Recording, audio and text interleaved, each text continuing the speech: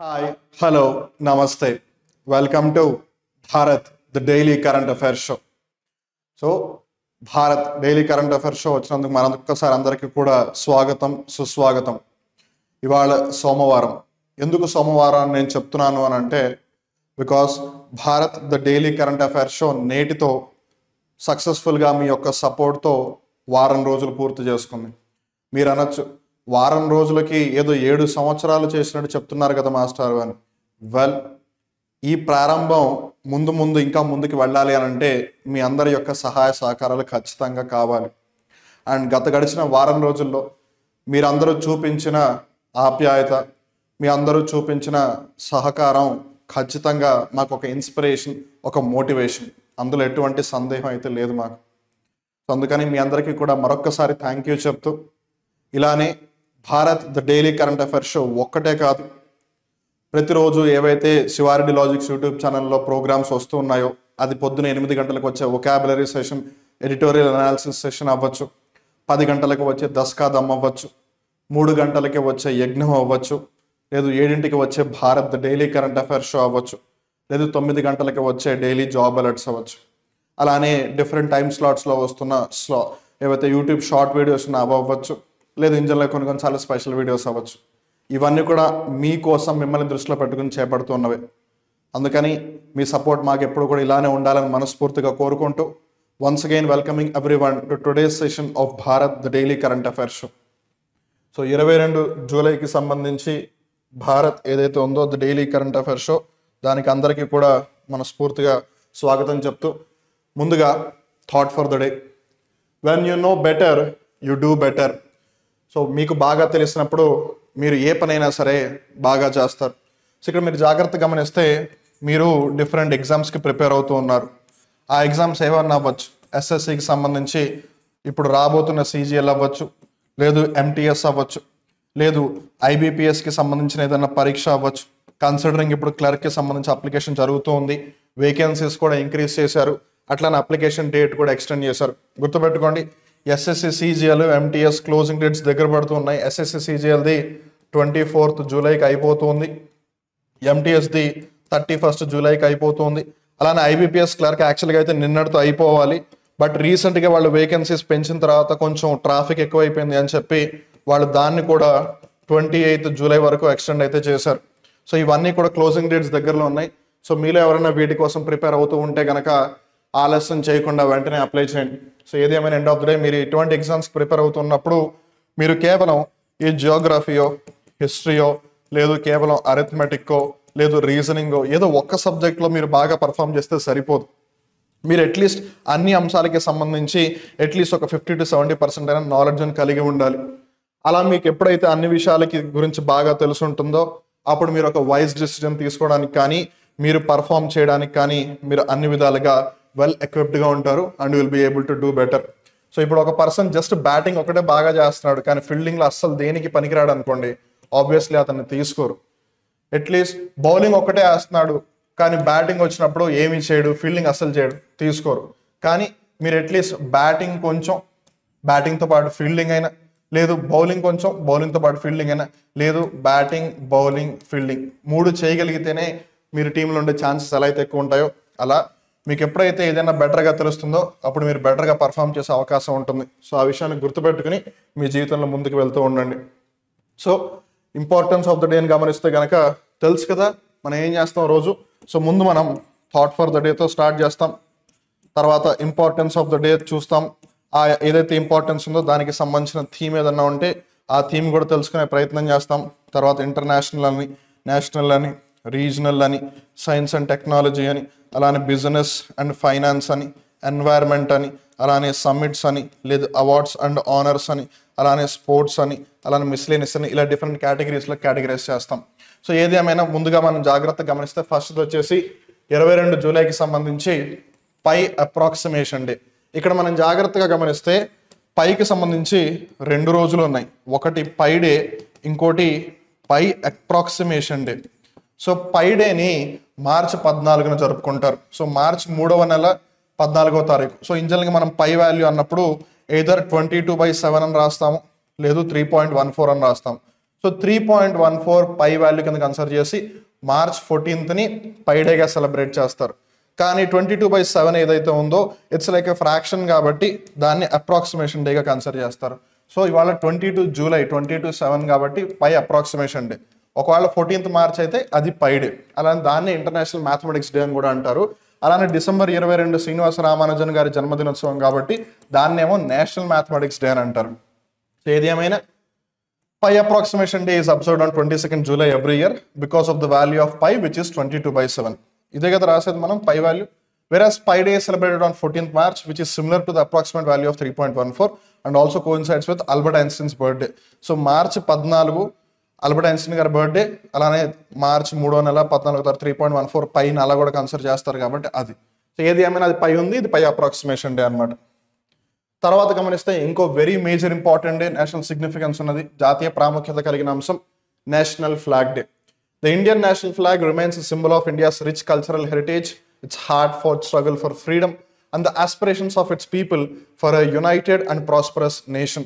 National Flag Day is observed on July 22nd annually to celebrate the adoption of the tricolor designed by Pingali Venkaya Garu as the flag of India. So 2024 సంవత్సరానికి సంబంధించి national flag day, జాతీయ పతాక దినోత్సవం యొక్క theme ఏంటి అని అంటే flag of freedom. Without a doubt మన భారతదేశం ఎప్పుడూ కూడా స్వేచ్ఛకి అత్యున్నత ప్రాధాన్యత ఇస్తుంది. ఎప్పుడు కూడా it gives highest priority preference to freedom. So ఆ ఫ్రీడమ్కి గుర్తింపే మన త్రివర్ణ పతాకం కాబట్టి without a doubt we can say as it's a flag of freedom. So 22 July national flag day. 2024 సంవత్సరానికి సంబంధించి flag of freedom is the theme. తర్వాత గమనిస్తే నేషనల్ మ్యాంగో డే, లేదా ఇన్ జనరల్గా మ్యాంగో డే అని పిలుస్తారు. పోయి జూలైలో ఎందుకు మ్యాంగో డే అని చేశారు నాకు ఇప్పటికీ తెలియట్లేదు. But anyways 22nd July is national mango day. It is celebrated on 22nd July. The day is to know about the history and some lesser known facts about the juicy and the delicious fruit mango. And obviously, National Fruit of India. National Fruit of India. ఏంటిది? Mango. అలానే mango యొక్క scientific name ఏంటి? Mangifera indica. Mangifera indica. That is the శాస్త్రీయ నామం of మామిడి పండు అన్నమాట. తర్వాత గమనిస్తే సావన్. సావన్ నార్త్ ఇండియా, ఉత్తర భారత ప్రాంతాల వైపు అంటారు. మన దగ్గర శ్రావణ మాసం అని అంటారు. సో శ్రావణ మాసం ప్రారంభమైంది. సో ఎప్పుడు ప్రారంభమైందంటే ఇవాళతోనే ప్రారంభమైంది శ్రావణ మాసం. సో ఇక్కడ మనం జాగ్రత్తగా గమనిస్తే ఈ మాసం అంతా కూడా శివుడిని ఎక్కువగా కొలుస్తూ ఉంటారు. సో మన ఇంజన్గా గమనిస్తే కనుక సావన్ ఆయా హే లేదు శ్రావణ్ ఆయా హే అని అంటూ ఉంటారు. అలానే శ్రావణ మాసంలో ముఖ్యమైన చాలా కార్యక్రమాలు చేపడుతూ ఉంటారు. బట్ ఏది ఏమైనా సరే ఒక ఇంపార్టెంట్ థింగ్ అది ఈరోజు స్టార్ట్ అవుతుంది కాబట్టి మనం దాన్ని కన్సిడర్ చేస్తున్నాం. అలానే ప్రతి సంవత్సరం కూడా జూలై 22 శ్రావణ మాసం ఏమీ ప్రారంభం కాదు. కొన్నిసార్లు అది ఆగస్టులోకి కూడా వెళ్ళొచ్చు, కొన్నిసార్లు జూలైలోనో ఒక వారం 10 రోజుల ముందు కూడా రావచ్చు. బికాజ్ మాసాలు అటు ఇటుగా అడ్జస్ట్ అవుతూ ఉంటాయి కాబట్టి it's not like the English months ఫిక్స్డ్గా ఇదే డేట్కి ఉంటుంది అని. బట్ ఏది ఏమైనా సరే సావన్ అయితే ప్రారంభమైంది శ్రావణ మాసం. సో అంతర్జాతీయ అంశాల్లోకి వెళ్తే కనుక ముందుగా Biden drops out of race, endorses Kamala Harris. ఎవరు ఎక్స్పెక్ట్ చేయలేదు, మేబీ కొంతమంది ముందే ప్రెడిక్ట్ చేసి ఉండొచ్చు. వేరియస్ రీజన్స్ ఉన్నాయి. దాన్ని గమనిస్తే కనుక ఇటీవల మీరు ఇన్స్టాగ్రామ్లోను అలానే డిఫరెంట్ సోషల్ మీడియా ప్లాట్ఫామ్స్ గమనిస్తే కనుక జో బైడెన్ గారు చాలా డిఫరెంట్గా బిహేవ్ చేస్తూ ఉన్నారు. డిఫరెంట్గా ఇన్ ద సెన్స్, ఒకప్పుడు యుఎస్ ప్రెసిడెంట్ అంటే నిజంగా ఏదో దేవుడి దిగి వచ్చాడన్న ఫీలింగ్ ఉండేది. నిజంగా యుఎస్ ప్రెసిడెంట్ అన్న మాట కానీ ఆ పర్సన్ యొక్క ఆరా కానీ మీరు జాగ్రత్తగా గమనిస్తే, అంటే ఇది ఎవరినో క్రిటిసైజ్ చేయాలనో డిస్క్రిమినేట్ చేయాలనో అలా అని నేను అనట్లేదు. నేను ఇన్ జనరల్గా నా పర్సనల్ అబ్జర్వేషన్ చెప్తున్నాను. మీరు కనుక అబ్జర్వ్ చేస్తే బరాక్ ఒబామా గారు అమెరికా రాష్ట్రపతిగా ఉన్నంత కాలం వరకు కూడా అమెరికా రాష్ట్రపతి అన్న ఫీలింగ్ వచ్చేది. కానీ డొనాల్డ్ ట్రంప్ గారు, తర్వాత ఇప్పుడు జో బైడెన్ గారు, వీళ్ళని చూస్తే కనుక ఓకే అన్ని దేశాలకి ప్రెసిడెంట్ ఉన్నారు, అమెరికా కూడా ప్రెసిడెంట్ ఉన్నారు అన్న ఫీలింగ్ వస్తుంది. ఒక కామన్ ఇది వచ్చేసింది అనమాట. ఒక విధంగా అది మంచిదే. బట్ ఒక విధంగా వాళ్ళు ఏదైతే ఒక ప్రయారిటీ, ఒక సిగ్నిఫికెన్స్ ఎస్టాబ్లిష్ చేసుకున్నారో అది వాళ్ళు పోగొట్టుకున్న వాళ్ళు అయ్యారు. But end of the day still people ఓటేసి గెలిపించారు కాబట్టి దాన్ని మనం ఏం చేయలేం. సో ఏది ఏమైనా సరే జో బైడెన్ లాస్ట్ మినిట్లో చాలా మందికి సర్ప్రైజింగ్గానే చెప్పాలి ఆయన తప్పుకున్నారు. సో మరి ఇప్పుడు ఆయన స్థానంలో ఎవరు నుంచి ఉంటున్నారు అని అంటే ప్రెసిడెంట్గా కమలా హారిస్ గారు. సో కమలా హారిస్ గారు ప్రస్తుతం అమెరికా దేశానికి ఉపరాష్ట్రపతిగా ఉన్నారు. As of now she is the vice president of USA అనమాట. అలానే ఇక్కడ మనం జాగ్రత్తగా గమనిస్తే జో బైడెన్ని యాక్చువల్గా జోసెఫ్ బైడెన్ అని పిలుస్తారు. సో ఇప్పుడు ఇన్ జనరల్గా మీరు రీసెంట్గా చూస్తే కనుక ఇంగ్లాండ్ క్రికెట్ టీంకి సంబంధించి ఒక very popular cricket player retire అయిపోయాడు. తన పేరేంటి? James Anderson. James Anderson England cricket team నుంచి రీసెంట్గా రిటైర్ అయ్యాడు. తను వెస్టిండీస్తో ఫస్ట్ టెస్ట్ అయిపోయిన తర్వాత రిటైర్ అయ్యాడు. సో అందరూ కూడా జిమ్మీ ఆండర్సన్ అని పిలుస్తూ ఉంటారు. చాలా మంది తెలియని వాళ్ళు ఏమనుకుంటారు, అతని పేరు నిజంగానే జిమ్మీ ఆండర్సన్ అని అనుకుంటారు. బట్ తన యాక్చువల్ పేరు James Anderson. In the very same way తన పేరు జోసెఫ్ బైడెన్, కానీ అందరూ కూడా జో బైడెన్ అని పిలుస్తారు అనమాట. సో ఏది ఏమైనా it's a shocking thing. So ఈ టర్మ్ పూర్తయ్యేంత వరకు అయితే నేను ప్రెసిడెంట్గా ఉంటాను, బట్ నెక్స్ట్ టైంకి నేనైతే పోటీ చేయట్లని what I personally feel is maybe ఆరోగ్య కారణాల రీతి ఆయన తప్పుకుంటున్నారని నేను అనుకుంటున్నాను. ఎందుకంటే ఆయనకి రీసెంట్గా కోవిడ్ కూడా వచ్చినట్టు రిపోర్ట్ వచ్చింది. So he was tested Covid positive అనమాట. సో మేబీ అందుకని ఆరోగ్య పరిస్థితులు కూడా కొంచెం క్షీణిస్తూ ఉండడం. అలానే G7 సమ్మిట్ రీసెంట్గా ఇటలీలో జరిగినప్పుడు కూడా ఇటలీలో జరిగినప్పుడు కూడా ఆయన చాలా డిఫరెంట్గా బిహేవ్ చేస్తున్నారు. అందరూ గ్రూప్ ఫోటో దిగుతూ ఉంటే అందరూ ఒక చోట ఉంటే ఆయన ఎక్కడికో పక్కనకి వెళ్ళి ఉంచుంటున్నాడు అనమాట. ఇంజనరల్గా మామూలుగా ఈ ఇంటర్నేషనల్ మీట్స్ సమ్మిట్స్ జరిగినప్పుడు దేశాధినేతలు ఒకరితో ఒకరు మాట్లాడుకుంటూ కరచాలనం చేసుకుంటూ నువ్వు నేను ఎప్పుడు బాగానే ఉన్నావు అన్న ఫీలింగ్లో మాట్లాడుతూ ఉంటారు. అది మీకు కనిపిస్తూ ఉంటుంది. బట్ G7 సమ్మిట్ జరిగినప్పుడు జో బైడెన్ గారు ఎందుకో కొంచెం డిఫరెంట్ జోన్లో ఉన్నట్టు అనిపించింది. ఇన్ఫ్యాక్ట్ కొన్ని రిపోర్ట్స్ ఏంటంటే అసలు ఎవరైతే G7 సమ్మిట్కి వెళ్ళారో జో బైడెన్ తను నిజమైన జో బైడెన్నే కాదు అని. దాని గురించి మీరేమనుకుంటున్నాను కింద కామెంట్ సెక్షన్లో చెప్పచ్చు. బట్ ఏది ఏమైనా this is the context and this is the happening, this is the current affair. So ఆబ్వియస్గా ఇప్పుడు అమెరికా ప్రెసిడెంట్ గురించి డిస్కషన్ వచ్చింది కాబట్టి కొంచెం దానికి సంబంధించిన ముఖ్యమైన సమాచారం గమనిద్దాం. First and foremost USA, United States of America. So యూఎస్ఏలో ఎన్ని రాష్ట్రాలు ఉన్నాయి? 50 స్టేట్స్ ఉన్నాయి. ఈవెన్ మీరు USA యొక్క ఫ్లాగ్ని గమనించినా సరే ఇక్కడ స్టార్స్ ఉంటాయి, ఇలా స్టార్స్ ఉంటాయి, తర్వాత ఇట్లా స్ట్రైప్స్ ఉంటాయి. సో ఈ స్ట్రైప్స్ ఏమో 13 ఉంటాయి, ఈ స్టార్స్ ఏమో 50 ఉంటాయి. గుర్తుపెట్టుకోండి. సో అమెరికాలో 50 రాష్ట్రాలు కదా. సో ఆ 50 రాష్ట్రాలని రిప్రజెంట్ చేస్తూ 50 నక్షత్రాలు అనమాట. అలానే ఈ 13 స్ట్రైప్స్ ఏవైతే ఉన్నాయో ఆ 13 కాలనీలు కలిసి వచ్చాయో which later on together became the USA ఏదైతే ఉందో వాటిని రిప్రజెంట్ చేస్తూ. సో ఈ 13 ఒకప్పుడు, ఇప్పుడు ఈ 50. So that is the USA flag అని చెప్పచ్చు. సో ఏది ఏమైనా సరే అమెరికాలో 50 రాష్ట్రాలు ఉన్నాయి. The last state is Alaska. So Alaska యాక్చువల్గా ఒకప్పుడు రష్యా దగ్గర ఉండేది, రష్యా నుంచి కొనుక్కుంది అమెరికా. సో ఏదేమైనా అమెరికా యొక్క క్యాపిటల్ వచ్చేసి వాషింగ్టన్ DC.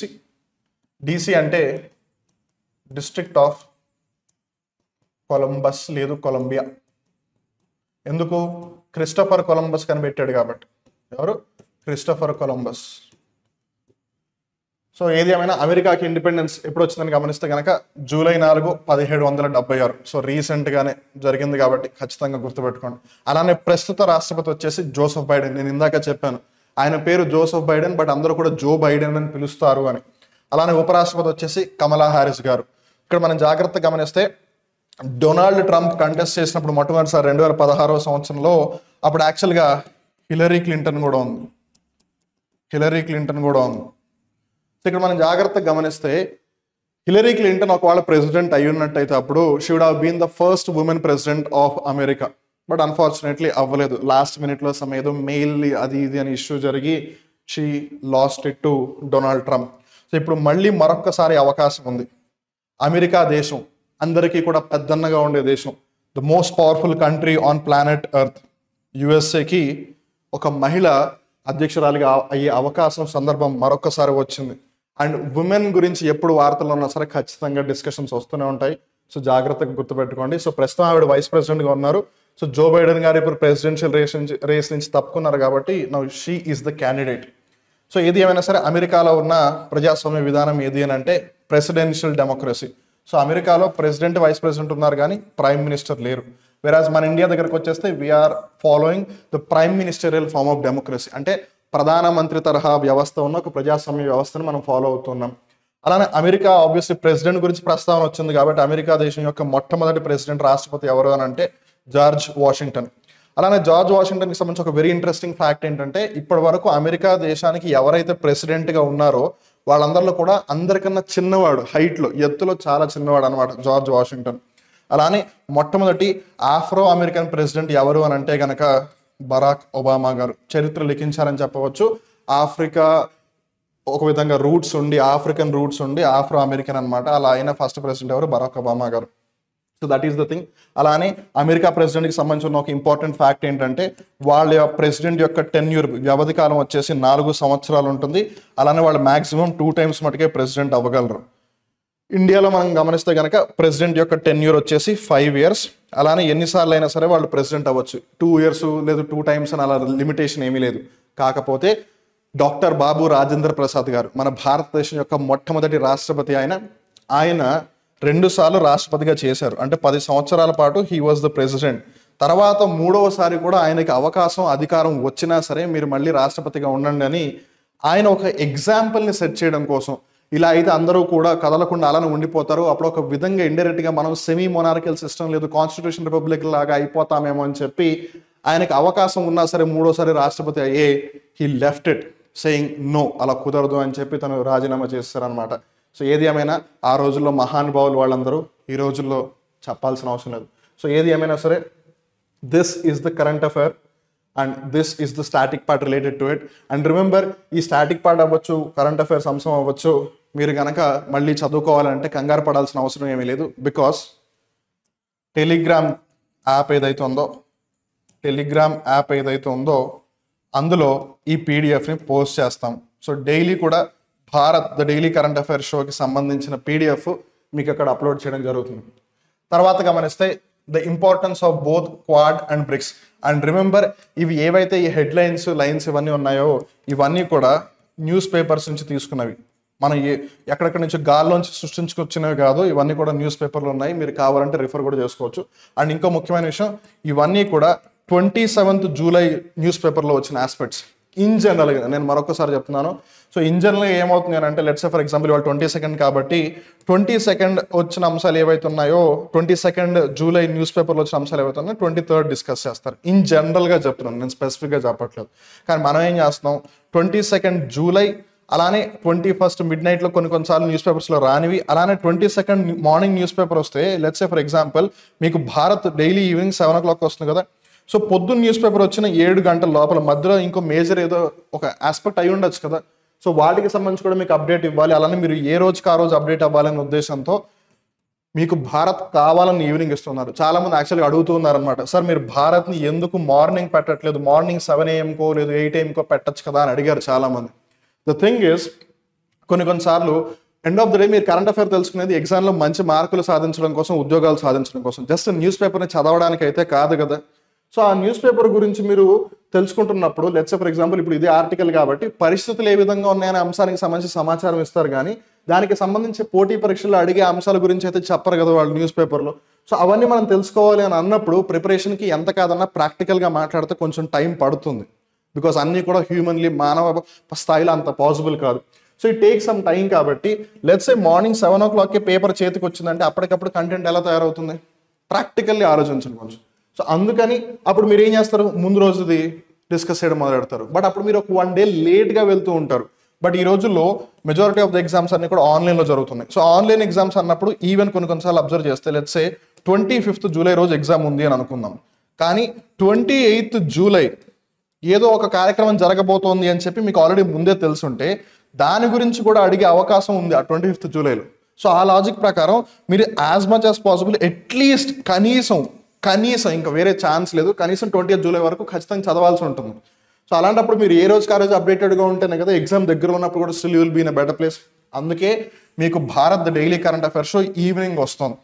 కాదు మాస్టారు మాకు అలా ఇబ్బంది ఏం లేదు, మీరు మార్నింగ్ పెట్టినా ముందు రోజు చెప్పినా మీరు ఎప్పుడు మంచి కంటెంట్ ఇస్తున్నారు, క్వాలిటీ కంటెంట్ ఇస్తున్నారు కాబట్టి మేము మీకు సపోర్ట్ చేస్తాము అని అంటారా? Well will see that. So ఇది ఒక headline, the importance of both Quad and BRICS. So ఇక్కడ మనం జాగ్రత్తగా గమనిస్తే క్వాడ్ అనేది ఒక 4 country గ్రూప్, బ్రిక్స్ అనేది ఒక 5 country గ్రూప్ ఒకప్పుడు, ఇప్పుడు అది కాస్త బ్రిక్స్ ప్లస్ అయిపోయింది. సో దాని గురించి తెలుసుకునే ప్రయత్నం చేద్దాం. సో ముందుగా మనం క్వాడ్ని గమనిస్తే కనుక ఈ క్వాడ్ మన ఇంజనీర్గా క్వాడ్ అనే పేరు ఎక్కడ వింటాం, క్వాడ్రిలేటరల్లో వింటాం. అంటే 4 భుజాలు ఉన్నవి అని. అది అలాగే ఉండొచ్చు, ఒకటేలా ఉండాలని ఏమీ లేదు. ఇది క్వాడ్రిలేటరలే, ఇది క్వాడ్రిలేటరలే, ఇది క్వాడ్రిలేటరలే, ఇది క్వాడ్రిలేటరలే. నేను స్పెషల్గా మీకు చెప్పాల్సిన అవసరం ఏమీ లేదు. సో అట్లా 4 దేశాలు కలిసి ఉన్నాయి కాబట్టి దాన్ని క్వాడ్ అని పిలుస్తున్నారు. At the very same time దానికంటూ కొంచెం పేరులాగా కూడా ఉంది, క్వాడ్రిలేటరల్ సెక్యూరిటీ డైలాగ్. సో ఇక్కడ మనం జాగ్రత్తగా గమనిస్తే India, USA, Japan, Australia. So ఒకటి ఇండియన్ ఓషన్ రీజియన్, ఒకటి హిందూ మహాసముద్ర ప్రాంతం, ఇంకోటి పసిఫిక్ ఓషన్ అంటే పసిఫిక్ మహాసముద్ర ప్రాంతం. ఈ రెండు మహాసముద్రాలు ప్రపంచ వాణిజ్యానికి అలానే ప్రపంచ భద్రతకి చాలా చాలా important. At the very same time మీరు జాగ్రత్తగా అబ్జర్వ్ చేస్తే ఇండియా ఇక్కడ ఉంది అని అనుకుందాం, జపాన్ ఇక్కడ ఉంది అని అనుకుందాం, అమెరికా ఇక్కడ ఉంది అని అనుకుందాం, ఆస్ట్రేలియా ఇక్కడ ఉంది అని అనుకుందాం. ఇన్ఫ్యాక్ట్ మ్యాప్లో కూడా అలానే ఉంటుంది. సో మీరు ఇప్పుడు ఇలా గమనిస్తే కనుక 4 మూలలు వీళ్ళు ఆక్యుపై చేశారు కదా, ఇలా చేయడం వల్ల ఏమవుతుందంటే ఇక్కడ చైనా ఉంది. సో వాళ్ళు చైనాని టార్గెట్ చేయొచ్చు. At the very same time China ఏం చేయాలన్నా సరే ఇక్కడ ఉన్న మేజర్ కంట్రీస్, జపాన్ ఒక విధంగా డెమోక్రసీని, ఆస్ట్రేలియా డెమోక్రసీని, అమెరికా కూడా డెమోక్రసీని, ఇండియా కూడా democracy.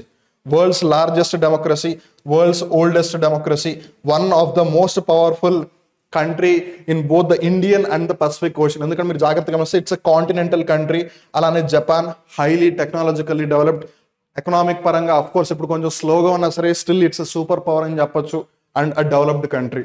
2 developed nations, 2 developing nations, powerful అంతా కూడా. సో ఈ చైనాని అరికట్టడానికి ఒక విధంగా ఇండైరెక్ట్, వాళ్ళు ఎక్కడ కూడా పబ్లిక్గా అయితే చెప్పలేదు చైనాని అరికట్టడం కోసం అని, కానీ చైనా ఆ విధంగా భావిస్తుంది. ఇన్ఫ్యాక్ట్ చైనా ఒకటే కాదు, రష్యా కూడా అదే విధంగా భావిస్తుంది. ఇన్ఫ్యాక్ట్ ఈ ఏదైతే క్వాడ్ ఉందో దానికి ఒక పేరు కూడా పెట్టారనమాట, ఏంటంటే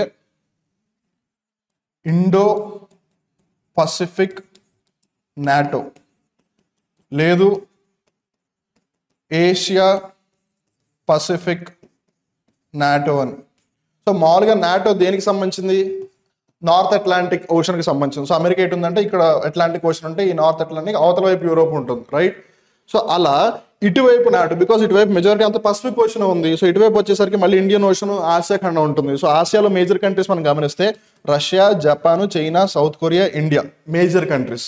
సో ఇప్పుడు రష్యా, చైనా అలాగే అందులో లేవు, మిగిలింది Japan, India, south Korea. South Korea చిన్న దేశం పక్కకు వస్తారు, ఇండియా, జపాన్ వచ్చేసాయి, రైట్? సో ఆ విధంగా మీరు ఈ ఇండో పసిఫిక్ రీజన్ ఏదైతే ఉందో, లేదు ఈ ఆసియా పసిఫిక్ రీజన్ ఏదైతే ఉందో దానికి సంబంధించిన ఒక నాటో లాగా బిహేవ్ చేస్తున్నారని. కానీ ఈ 4 దేశాలు కూడా చెప్పేది ఏంటంటే మేము నాటో కాదు, రాదర్ మేము ఈ రీజియన్కి ఒక స్టెబిలిటీని తీసుకురావడం కోసం ఏర్పాటయ్యాము అని. అలానే దీన్ని లూజ్ గ్రూపింగ్ అని కూడా అంటారు. ఈ క్వాడ్ని లూజ్ గ్రూపింగ్ అని కూడా అంటారు. ఎందుకంటే ఒక ప్రాపర్ చట్టం ప్రకారం ఏమీ ఫాలో అవ్వలేదు, అండ్ మోర్ ఓవర్ వీళ్ళకి సెక్రటేరియట్ కూడా ఏమీ లేదు. క్వాడ్కి సెక్రటేరియట్ ఏమీ లేదు. ఫర్ ఎగ్జాంపుల్ ఇప్పుడు మనం జాగ్రత్తగా గమనిస్తే సార్క్ ఉంది, south Asian association for regional cooperation. దీని యొక్క హెడ్ క్వార్టర్స్ అక్కడ కాఠ్మాండూలో ఉంది. సో ఆబ్వియస్గా ఇప్పుడు సార్క్ యొక్క సెక్రటేరియట్ అక్కడ ఉంటాయి కదా. అలా చూసుకుంటే ఇప్పుడు లెట్స్ సే యుఎన్ ఉంది. సో యుఎన్కి సంబంధించి న్యూయార్క్ ఉంది కదా హెడ్ క్వార్టర్స్గా. కానీ క్వాడ్కి అట్లా హెడ్ క్వార్టర్స్ అంటూ ఏమీ లేదు. ఇట్స్ జస్ట్ గ్రూపింగ్ అంతే. సో వాళ్ళు బేసిక్గా ఫ్రీక్వెంట్గా మీట్ అవుతూనే ఉంటారు. ఇండియా, జపాన్, అమెరికా, ఆస్ట్రేలియా ఫ్రీక్వెంట్గా మీట్ అవుతూనే ఉంటారు. కానీ వాళ్ళకంటూ ఈ గ్రూప్ ఇలా ఫామ్ అవ్వాలి, లేదు ఈ గ్రూప్లో ఇలా పని చేయాలి, అలానే దీంట్లో ఎవరు ఎగ్జిక్యూటివ్ డెసిషన్స్ తీసుకుంటారు, రొటేషన్ బేసిస్లో ఏమైనా చైర్మన్షిప్ అలా వస్తుందా, ప్రైమ్ మినిస్టర్ కానీ ప్రెసిడెంట్ కానీ, అలా రూల్స్ ఏమీ లేవు. సో అందుకే దాన్ని లూజ్ గ్రూపింగ్ అంటారు. ఎందుకే క్వాడ్ ఎప్పుడు ఫామ్ అయింది అంటే 2007వ సంవత్సరంలో. ఒక విధంగా చెప్పాలి అంటే అగైన్ అది ప్రాపర్ ఆర్గనైజేషన్ లాగా కాదు, రాదర్ 4 దేశాలు కూడా కలిసికట్టుగా రావడం అనేది 2007లో జరిగింది.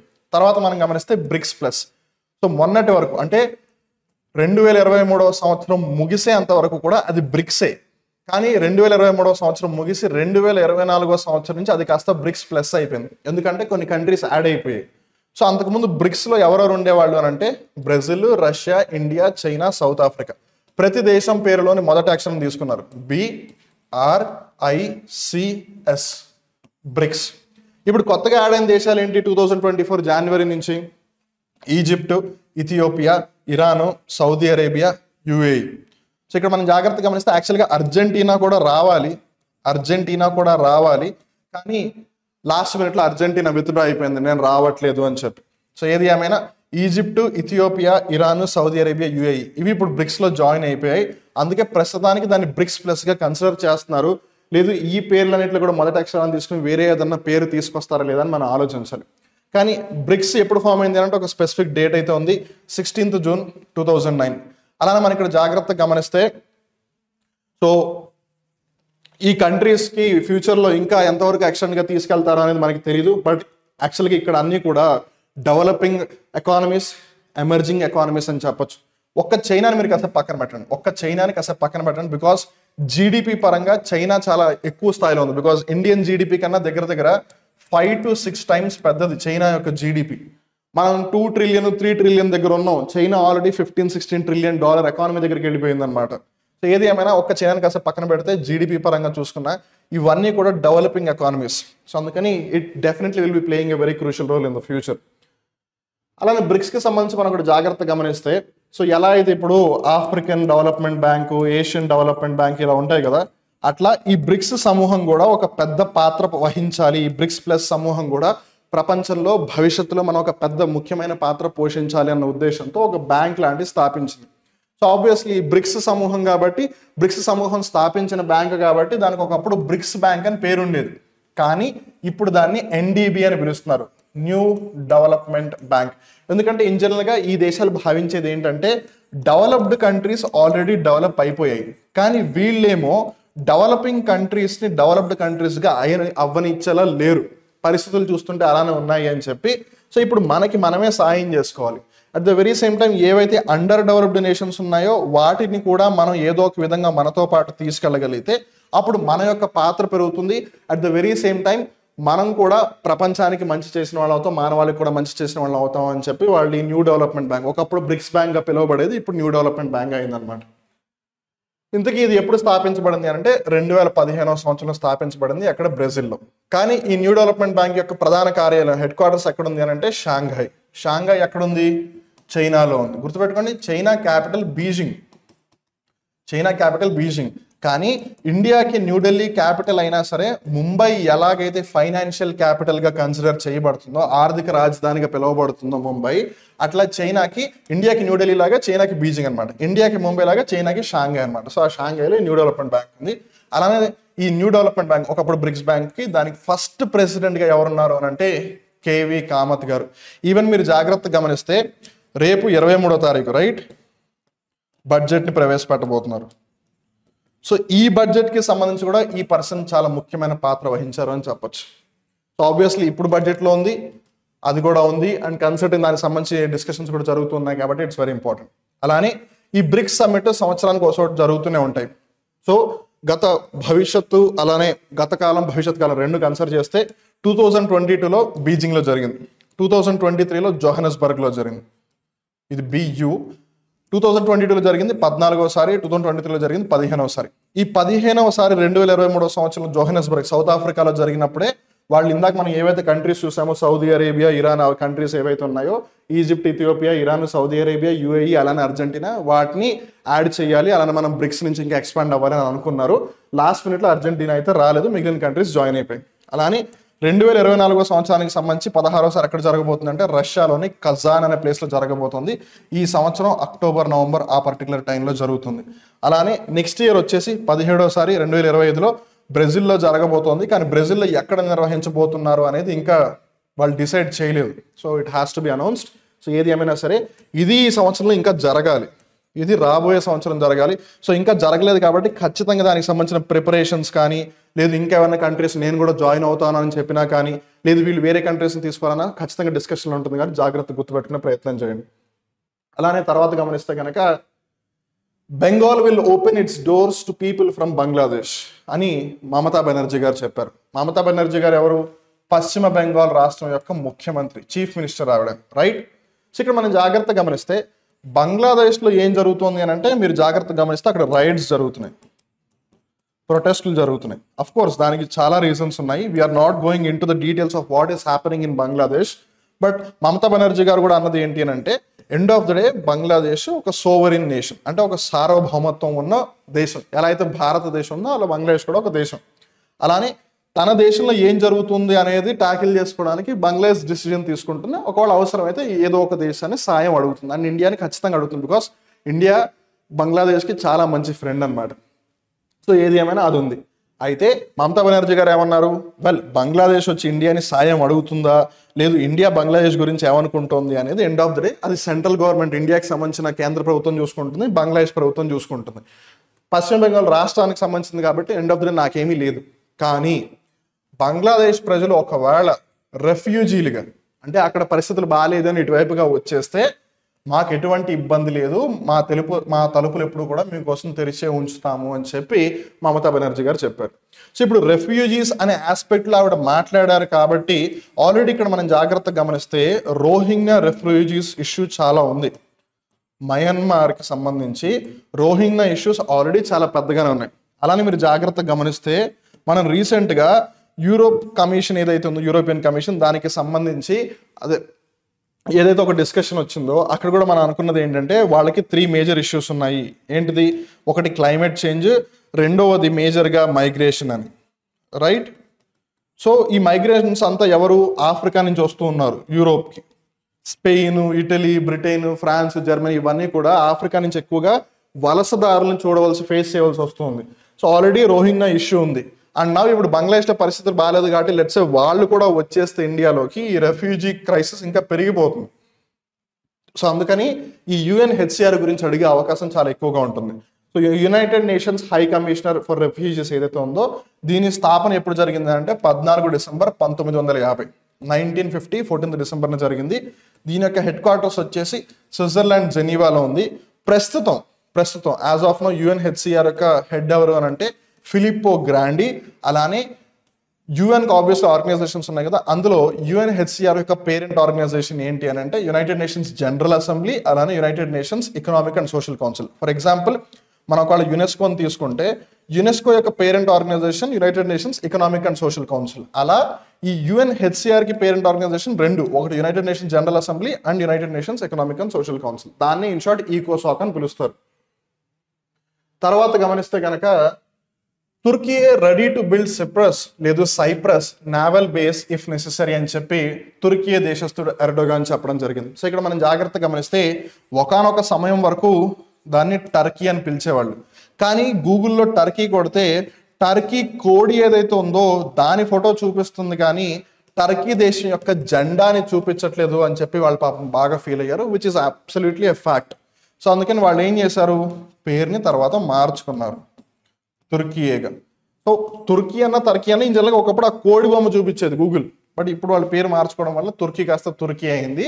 సో అదనమాట పాయింట్. సో ఇప్పుడు తుర్కీయే ఒకవేళ సైప్రస్ కావాలి అని అనుకుంటే కనుక వాళ్ళకు ఒక నేవల్ బేస్ని మేము నిర్మిస్తాము అని చెప్పి వాళ్ళు చెప్పడం జరిగింది. సో అందుకని ఆబ్వియస్గా ఆ 2 దేశాలకు సంబంధించి కొంచెం బేసిక్ ఇన్ఫర్మేషన్ గమనిస్తే తుర్కీ దేశం యొక్క రాజధాని అంకారా. అలానే ఇక్కడ ఇంకో బాగా పాపులర్ అయిన ప్రాంతం ఇస్తాన్బుల్. ఒకప్పుడు కాన్స్టాంటినోపుల్ అని కూడా పిలిచేవాళ్ళు. ఇస్తాన్బుల్ని ఒకప్పుడు కాన్స్టాంటినోపుల్ అని కూడా పిలిచేవాళ్ళు. అలానే తుర్కీలో ప్రస్తుతం కరెన్సీ ఏంటి అని అంటే టర్కిష్ లీరా. అలానే ప్రస్తుతం తుర్కీ దేశం యొక్క అధ్యక్షులు ఎవరు అంటే రిసెప్ తయ్యిన్ ఎర్దోగాన్. అలానే ఆ దేశం యొక్క జాతీయ చిహ్నం ఏంటి అంటే ద క్రిసెంట్ అండ్ స్టార్. తర్వాత సైప్రస్ని గమనిస్తే కనుక సైప్రస్ క్యాపిటల్ వచ్చేసి నికోసియా. వాళ్ళ దగ్గర కరెన్సీ వచ్చేసి యూరో. ప్రెసిడెంట్ వచ్చేసి నికోస్ క్రిస్తోదులిదస్. నికోస్ నేషనల్ జాతీయ చిహ్నం వచ్చేసి Dove carrying olive branch. So ఒక పావురం దాని నోట్లో బేసిక్గా ఒక ఆలివ్ బ్రాంచ్ లాంటిది ఉంటుంది అనమాట, అది వాళ్ళ యొక్క చిహ్నం. అలానే ఈ సైప్రస్కి ఒక నిక్ నేమ్ లేదు, సాబ్రికేట్ అని చెప్పచ్చు. అదేంటంటే ద ఐలాండ్ ఆఫ్ లవ్, అంటే ప్రేమ ద్వీపం అనమాట. జాగ్రత్త గుర్తుపెట్టుకోండి. తర్వాత వచ్చేసి Azerbaijan proposes document on principles of peace with Armenia. ఎలా అయితే ఇండియా పాకిస్తాన్తో కొట్టుకుంటూ ఉందో, ఎలా అయితే చైనా తైవాన్తో కొట్టుకుంటూ ఉందో, అలా అజర్బైజాన్ అర్మేనియా అప్పటి నుంచో కొట్టుకుంటూ ఉందన్నమాట. అంటే మరి కొట్టుకోవట్లేదు, బట్ ఆబ్వియస్గా ఇన్ జనరల్గా బార్డర్ ఇష్యూస్ అనేవి ఆబ్వియస్గా ఉంటాయి, ఎవరు కాదనట్లేదు. సో అయితే ఈ అజర్బైజాన్ అర్మేనియా మధ్య ఏదైతే డిస్ప్యూట్స్ ఉన్నాయి, especially border related, just like Ukraine రష్యాకు ఉన్నట్టు. సో అజర్బైజాన్ అర్మేనియాతో కలిసి ఏం చేయాలనుకుంది? శాంతి సూత్రాలపై ఒక పత్రాన్ని ప్రతిపాదించింది. సో ఏమంటుంది? Azerbaijan proposes document on principles of peace with Armenia. నువ్వు నేను ఇద్దరం కొట్టుకుంటుంటే చివరికి ఇద్దరం ఇబ్బందులు పడతాం. అది ఆల్రెడీ వాళ్ళు లైవ్లో చూస్తున్నారు ఉక్రెయిన్ రష్యా దగ్గర. ఇప్పుడు end of the day Ukraine మీద దాడి చేస్తున్నంత కాలం రష్యాకి వచ్చేది ఏమీ లేదు. ఉక్రెయిన్ ఎలాగో నష్టపోతుంది ఖచ్చితంగా, బికాజ్ ఉక్రెయిన్ చిన్న దేశం కాబట్టి. సో ఏదేమైనా ఈ రెండు నష్టపోతున్నాయి. అందుకే కదా an eye for an eye makes the world blind అని చెప్పేది. నువ్వు ఒక కన్ను పీకావు కదా అని చెప్పి నేను ఒక కన్ను పీకితే, నాదొక కన్ను పీకావు కదా అని నేను మళ్ళీ నీ ఇంకో కన్ను పీకుతాను అని అంటే అప్పుడు నేను గుడ్డోడిని అయిపోతాను. సో నన్ను గుడ్డోడిని చేసావు కదా అని చెప్పి నేను నీకు మిగిలిన ఒక కన్ను కూడా పీకేస్తాను. నువ్వు గుడ్డోడివే, నేను గుడ్డోడిని, ఇద్దరం చేస్తాం. అందుకని so an eye for an eye makes the world blind అంటారు కాబట్టి అలా వద్దురా బాబు మన ఇద్దరం కలిసి వెళ్దాము అని చెప్పి వాళ్ళు ఈ విధంగా ఈ పీస్ సంబంధించిన డాక్యుమెంట్ ప్రపోజ్ చేయడం జరిగింది. అలానే అర్మేనియా బేసిక్గా కాఫీకి బాగా పాపులర్ అనమాట. అలానే అక్కడ వాటర్ ఫ్రీ అక్కడ. మీరు అనొచ్చు వాటర్ అన్ని చోట్ల ఫ్రీయే కదా అని. మన దగ్గర వాటర్కి బాటిల్స్ షేర్ చేస్తున్నారు కదా, అక్కడ చేయరు. సో అజర్బైజాన్ అర్మేనియా డిస్కషన్లోకి వచ్చాయి కాబట్టి అజర్బైజాన్ క్యాపిటల్ వచ్చేసి బాకు, జాగ్రత్త గుర్తుపెట్టుకోండి. And next conference of parties ఏదైతే ఉందో 2024కి సంబంధించి 2024 సంవత్సరానికి సంబంధించి కాన్ఫరెన్స్ ఆఫ్ పార్టీస్ COP ఏదైతే ఉందో అది అజర్బైజాన్ క్యాపిటల్ బాకులోనే జరగబోతోంది. సో ఇది ఖచ్చితంగా కంటెన్షన్లో ఉంటుంది, ఖచ్చితంగా మనం గుర్తుపెట్టుకుని తీరాలి. సో కరెన్సీ వచ్చేసి అజర్బైజాన్ మన్నత్. అలానే గుర్తుపెట్టుకోండి షారుఖ్ ఖాన్, ఎవరు? షారుఖ్ ఖాన్ని కింగ్ ఖాన్, బాలీవుడ్ బాద్షా అంటారు. ఆయన యొక్క ఇంటి పేరు కూడా మన్నత్. జస్ట్ మీరు గుర్తుపెట్టుకుంటారని నేను అట్లా రిలేట్ చేస్తున్నాను. అలానే అజర్బైజాన్ యొక్క రాష్ట్రపతి వచ్చేసి ఇల్హం అలియేవ్, వాళ్ళకి నేషనల్ యాంబ్లమ్ వచ్చేసి అన్ ఓరియంటల్ షీల్డ్. అలానే గుర్తుపెట్టుకోండి ఇది అమెరికా కాదు, అర్మేనియా క్యాపిటల్ వచ్చేసి యెరెవాన్, కరెన్సీ వచ్చేసి అర్మేనియన్ ద్రామ్, కొన్నిసార్లు ఇంజనీర్లు సింపుల్గా ద్రామ్ అని కూడా అంటారు. తర్వాత ప్రెసిడెంట్ వచ్చేసి వహగన్ కత్తురియాన్, తర్వాత నేషనల్ యాంబ్లమ్ వచ్చేసి కోట్ ఆఫ్ ఆర్మ్స్. అలానే నిక్ నేమ్ అంటే సాబ్రికేట్ వచ్చేసి ల్యాండ్ ఆఫ్ నోవా. సో క్రైస్తవ మతం ప్రకారం సో వాళ్ళ మతానికి సంబంధించిన నోవా అని ఒక ఇంపార్టెంట్ పర్సన్ పేరు అనమాట. సో ఆయన ఆ ప్రాంతానికి సంబంధించిన వాళ్ళు అని చెప్పి అర్మేనియాని ల్యాండ్ ఆఫ్ నోవా అని కూడా పిలుస్తారు. తర్వాత మనం జాగ్రత్త గమనిస్తే Taiwan must protect its sovereignty, no its own history says president. మనం ఇందాక అనుకున్నాం కదా, ఎలా అయితే ఇండియా పాకిస్తాన్ కొట్టుకుంటున్నాయో, ఉక్రెయిన్ రష్యా కొట్టుకుంటున్నాయో, చైనా తైవాన్ కొట్టుకుంటున్నాయని అన్నాం కదా, వచ్చేసింది తైవాన్ తన సార్వభౌమత్వాన్ని కాపాడుకోవాలి, దాని యొక్క సొంత చరిత్రని తెలుసుకోవాలి అని చెప్పి ఆ తైవాన్ దేశ అధ్యక్షుడు చెప్పడం జరిగింది. సో ఇక్కడ మనం జాగ్రత్త గమనిస్తే చైనా తైవాన్ నాది అని అంటోంది, తైవాన్ ఏమో ఇది నేను నీ దాన్ని కాదు అని అంటోంది. సో ఏదేమైనా సరే చైనా తైవాన్ని లాక్కోవాలని ప్రయత్నం చేస్తుంది అనమాట. సో తైవాన్ దేశం యొక్క రాజధాని వచ్చేసి తైపీ సిటీ, కరెన్సీ వచ్చేసి న్యూ తైవాన్ డాలర్, ప్రెసిడెంట్ వచ్చేసి లాయ్ చింగ్తే, ఈయన ఈ మాట అన్నారు. వాళ్ళ నేషనల్ ఎంబ్లమ్ వచ్చేసి blue sky with a white sun, which actually also has a relation with China as well, ఆ ఎంబ్లమ్కి సంబంధించి. సో ఏది ఏమైనా దట్ ఈస్ వన్ థింగ్. తర్వాత జాతీయ అంశాలు గమనిస్తే ఒక విధంగా ఇది జాతీయ అంశాలు అనే కన్నా ఇంటర్నేషనల్ కింద పెట్టచ్చు, డెఫినెట్గా పెట్టచ్చు వితౌట్ డౌట్. కాకపోతే కన్సిడరింగ్ ఇండియా దీన్ని ఫస్ట్ టైం కండక్ట్ చేస్తుంది కాబట్టి వరల్డ్ హెరిటేజ్ కన్వెన్షన్ మనం ఆల్రెడీ ఇప్పటికే 2-3 సార్లు డిస్కస్ చేస్తున్నాం దీనికి సంబంధించి. సో అది నిన్న స్టార్ట్ అయింది 21 జూలై, 31 జూలై వరకు జరుగుతుంది. 31 జూలై వరకు జరుగుతుంది, 21 జూలైన స్టార్ట్ అయింది. ఎక్కడ జరుగుతుంది? అది న్యూఢిల్లీలో ఉన్న భారత్ మండపంలో జరుగుతుంది. ఎక్కడ జరుగుతుంది? న్యూఢిల్లీలో ఉన్న భారత్ మండపంలో జరుగుతుంది. ఈ వరల్డ్ హెరిటేజ్ కన్వెన్షన్కి సంబంధించి మనం జాగ్రత్తగా గమనిస్తే ఇది ఏం చేస్తుంది? వరల్డ్ హెరిటేజ్ సైట్స్కి సంబంధించింది. వరల్డ్ హెరిటేజ్ సైట్స్ ప్రపంచ వారసత్వ కట్టడాలు ప్రాంతాలు అన్నప్పుడు ఏది కంటెన్షన్లోకి వస్తుంది? యునెస్కో కంటెన్షన్లోకి వస్తుంది. సో అందుకని ఇది చాలా చాలా ఇంపార్టెంట్. సో మోదీ గారు నిన్న కార్యక్రమాన్ని ప్రారంభిస్తూ ఏమన్నారు? భారతదేశం అభివృద్ధి వారసత్వ దార్శనికతతో ముందుకు సాగుతోంది. India is moving ahead with the vision of development and heritage. అంటే ఒకటి, మేము ఉన్న స్థాయి కన్నా ఇంకా ముందుకు వెళ్ళాలి అని అనుకుంటున్నాము, ఎదగాలి అని అనుకుంటున్నాము, అభివృద్ధి అవ్వాలని అనుకుంటున్నాము. But at the very same time మాకు ఏదైతే వారసత్వంగా వచ్చిందో మేము దాన్ని వదులుకోవడానికి ఇష్టపడట్లేదు అని కూడా ఆయన చెప్తూ ఉన్నారు అన్నమాట, which is a very important point. So obviously దీనికి సంబంధించి మనం ఆల్రెడీ గమనించాం, బట్ జస్ట్ స్టిల్ మీకు ఒక రివిజన్ లాగా చేద్దాం. నేను మీకు అదే చెప్పాలని అనుకుంటున్నాను, because end of the day competent minds believe చేసేది ఒకటే. మీరు కరెంట్ అఫైర్స్ని తెలుసుకున్నా, మీరు జీకేని తెలుసుకున్నా, జనరల్ స్టడీస్ని తెలుసుకున్నా, జనరల్ అవేర్నెస్ని తెలుసుకున్నా, అది ఏదైనా సరే ఎండ్ ఆఫ్ ద డే అది మీ ఎగ్జామ్ ప్రిపరేషన్కి సంబంధించి అది యూస్ఫుల్గా ఉండాలి, అది ఉపయోగపడాలి, right? Current affairs end of the day ఏంటి? ఏదైతే వార్తల్లో ఉందో దాంట్లో ఏవైతే ఎస్పెషల్లీ మీ కాంపిటేటివ్ ఎగ్జామ్స్ రిలేటెడ్గా ఉన్నాయో అవన్నీ కరెంట్ అఫైర్స్ అయిపోతే అది మీరు ఎలాగో డైలీ చదువుతారు, కాదనట్లేదు. బట్ కాంపిటేటివ్ ఎగ్జామ్స్లో క్వశ్చన్స్ ఎలా ఉంటాయి? కొన్ని స్ట్రైట్ ఫార్వర్డ్గా కరెంట్ అఫైర్ లాగా అడిగినా మిగిలినవన్నీ కూడా కరెంట్ అఫైర్ని బేస్ చేసుకుని జీకేను, కరెంట్ అఫైర్ని బేస్ చేసుకుని జనరల్ స్టడీస్, కరెంట్ అఫైర్ని బేస్ చేసుకుని జనరల్ అవేర్నెస్ పరంగానే అడుగుతారు కదా.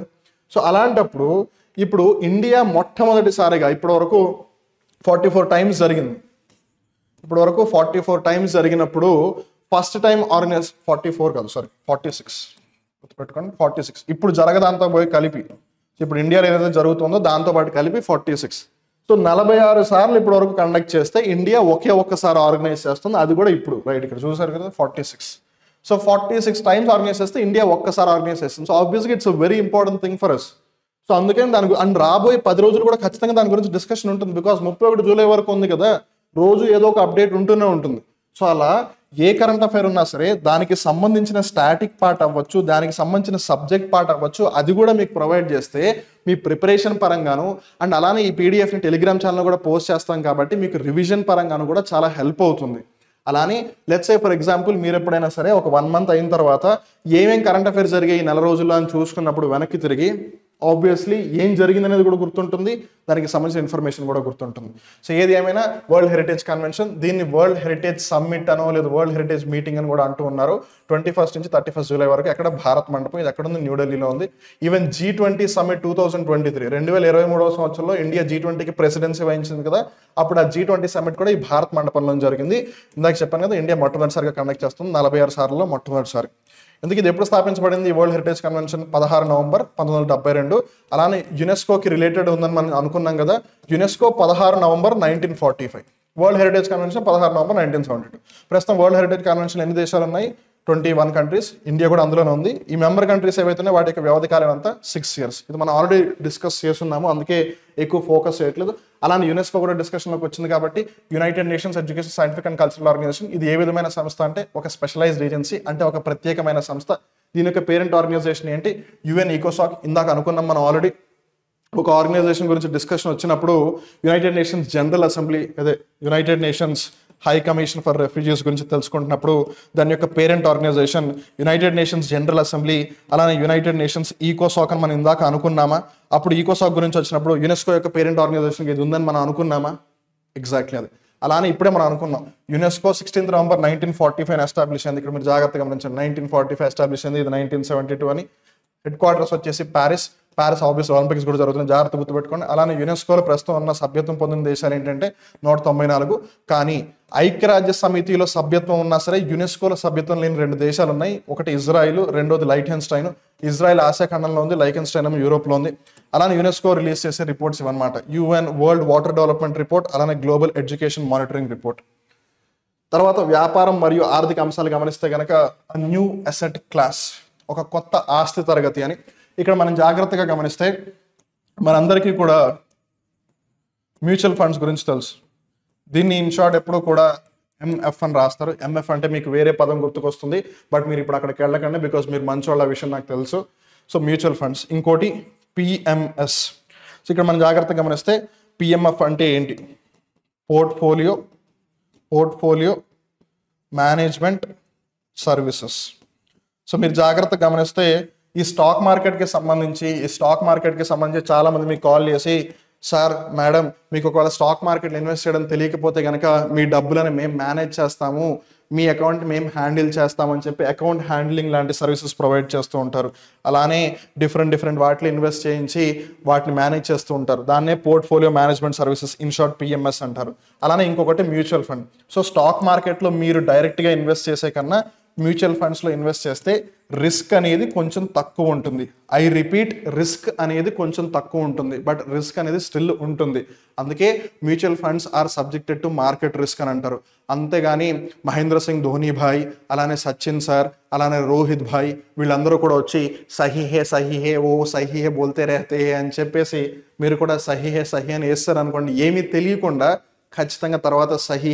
హేనే అవుతుందన్నమాట తెలుసుకుని ఇన్వెస్ట్ చేయండి సో ఏది ఏమైనా సరే ఈ రెండిటికి మధ్యలో ఒక డిఫరెంట్ సర్వీస్ ఏదైనా స్టార్ట్ చేయాలని చెప్పి సెబీ భావిస్తోంది SEBI securities and exchange board of India so మన ఇండియాలో ఏవైతే సెక్యూరిటీ మార్కెట్స్ అలానే కమోడిటీ మార్కెట్స్ ఉన్నాయో వాటి యొక్క రెగ్యులేటర్ అనమాట SEBI especially Harshad Mehta scam జరిగిన తర్వాత ఎస్టాబ్లిష్ అయింది in fact stock markets commodity markets వాటిని రెగ్యులేట్ చేయడానికి దీని యొక్క ఏర్పాటు జరిగింది సో వాళ్ళు ఏమంటున్నారు ఒకటి మ్యూచువల్ ఫండ్స్ ఉన్నాయి తర్వాత ఇంకోటి పోర్ట్ఫోలియో మేనేజ్మెంట్ సర్వీసెస్ ఉన్నాయి ఈ రెండిటికి మధ్యలో మనం ఇంకొకటి ఏదైనా తీసుకురావాలి అని చెప్పి వాళ్ళు కన్సిడర్ చేస్తూ ఉన్నారు అది ఎగ్జాక్ట్లీ ఏంటి ఏ విధంగా అది ఉంటుంది అనేది ఇంకా ప్రాపర్గా ఐడియా అయితే రాలేదు బట్ డిస్కషన్స్ జరుగుతూ ఉన్నాయి.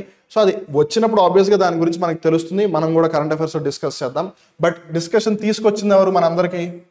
Securities and exchange board of India, which is in short called as SEBI. So ఖచ్చితంగా అడుగుతారు, సెబీ ఎప్పుడు స్థాపించబడింది? జనవరి 30, 1992. సో ఇక్కడ మీరు జాగ్రత్తగా గమనిస్తే స్కామ్ 1992 ఉంది కదా, హర్షద్ మెహతా స్కామ్ మీద సినిమా తీశారు కదా వెబ్ సిరీస్ సోనీలో, స్కామ్ 1992. అది మీకు ఎలాగో గుర్తుంటుంది, ఆ స్కామ్ సినిమా గుర్తుపెట్టుకుని ఇది గుర్తుంటుంది. అలానే ఇది జస్ట్ నేను మీకు గుర్తుపెట్టుకోవడం కోసం చెప్తున్నాను, there is nothing else.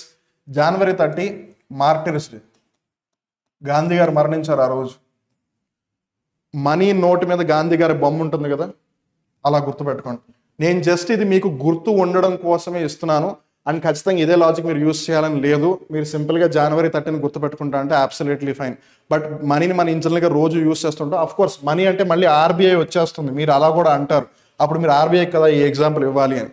But నేను జస్ట్ మీకు గుర్తు ఉండడం కోసం అని చెప్తున్నాను అంతే, there is no other hidden intention. So ఏది ఏమైనా సెబీ యొక్క హెడ్ క్వార్టర్స్ ఎక్కడ ఉంది అని అంటే ముంబై. అలానే సెబీ దేన్ని రెగ్యులేట్ చేస్తుంది? రెగ్యులేట్ చేయడం అంటే నియంత్రించడం, కంట్రోల్ చేయడం అనమాట. దేన్ని కంట్రోల్ చేస్తుంది? సెక్యూరిటీస్ అలానే కమోడిటీస్ అనమాట. సో కమోడిటీస్ అన్నప్పుడు బులియన్ మార్కెట్స్ అని కూడా అంటూ ఉంటారు అప్పుడప్పుడు. బులియన్ మార్కెట్స్, గోల్డ్ అవ్వచ్చు, సిల్వర్ అవ్వచ్చు, క్రూడ్ ఆయిల్ అవ్వచ్చు. స్టాక్ మార్కెట్లో మీరు వీటిని కూడా ట్రేడ్ చేయొచ్చు, గోల్డ్ని, సిల్వర్ని, క్రూడ్ ఆయిల్ని, వీటిని కూడా ట్రేడ్ చేయొచ్చు స్టాక్ మార్కెట్లో మీరు. కమోడిటీ మార్కెట్స్, వాటి గురించి కూడా తెలుసుకునే ప్రయత్నం చేయండి. ఎండ్ ఆఫ్ ద డే ఒకటి గుర్తుపెట్టుకోండి, మీరు కేవలం ఒక శాలరీ తీసుకుంటూ, నేను జస్ట్ బీయింగ్ ప్రాక్టికల్గా మాట్లాడుతున్నాను, మేబీ కొంతమంది నాతో ఒప్పుకోవచ్చు, అంగీకరించకపోవచ్చు. మీరు జస్ట్ శాలరీ తీసుకుంటూ రిచ్ అయిపోవాలి అని అంటే అది చాలా చాలా కష్టం. నేను అసలు కుదరదు అని చెప్పట్లేదు, చాలా చాలా కష్టం అంటున్నాను. ఎందుకంటే మీకంటూ సర్టన్ రిక్వైర్మెంట్స్ ఉంటాయి, అవసరాలు ఉంటాయి. సో మీకు ఏదైతే శాలరీ వస్తుందో ఆ శాలరీ లోపల ఆ రిక్వైర్మెంట్స్ని ఫుల్ఫిల్ చేసేస్తారు, రైట్? సో ఈ మిగిలేది కొంచెం, లెట్స్ ఒక 50% మిగిలింది అనుకుందాం. ఈ 50%ని మీరు మళ్ళీ తిరిగి ఓన్లీ సేవింగ్ చేసుకుంటాను, ఓన్లీ దాచుకుంటూ కూర్చుంటాను అంటే కుదరదు. ఎక్కడో అక్కడ ఆ మనీని గ్రో అయ్యేలాగా చెయ్యాలి. ఎందుకంటే మీరు దాన్ని బండరాయిలాగా అట్లానే ఐడియల్గా వదిలేశారనుకోండి మనీని, అది ఏం కాదు, అది ఇన్ఫ్లేషన్కి బానిస అయిపోతుంది. ఎందుకనంటే లెట్స్ సే ఫర్ ఎగ్జాంపుల్ ఒకప్పుడు మేబీ అరౌండ్ 1970s 1980s ఆ పర్టికులర్ టైంలో 100 రూపాయలు అంటే చాలా చాలా ఎక్కువ, చాలా ఎక్కువ 100 రూపాయలు ఆ రోజుల్లో.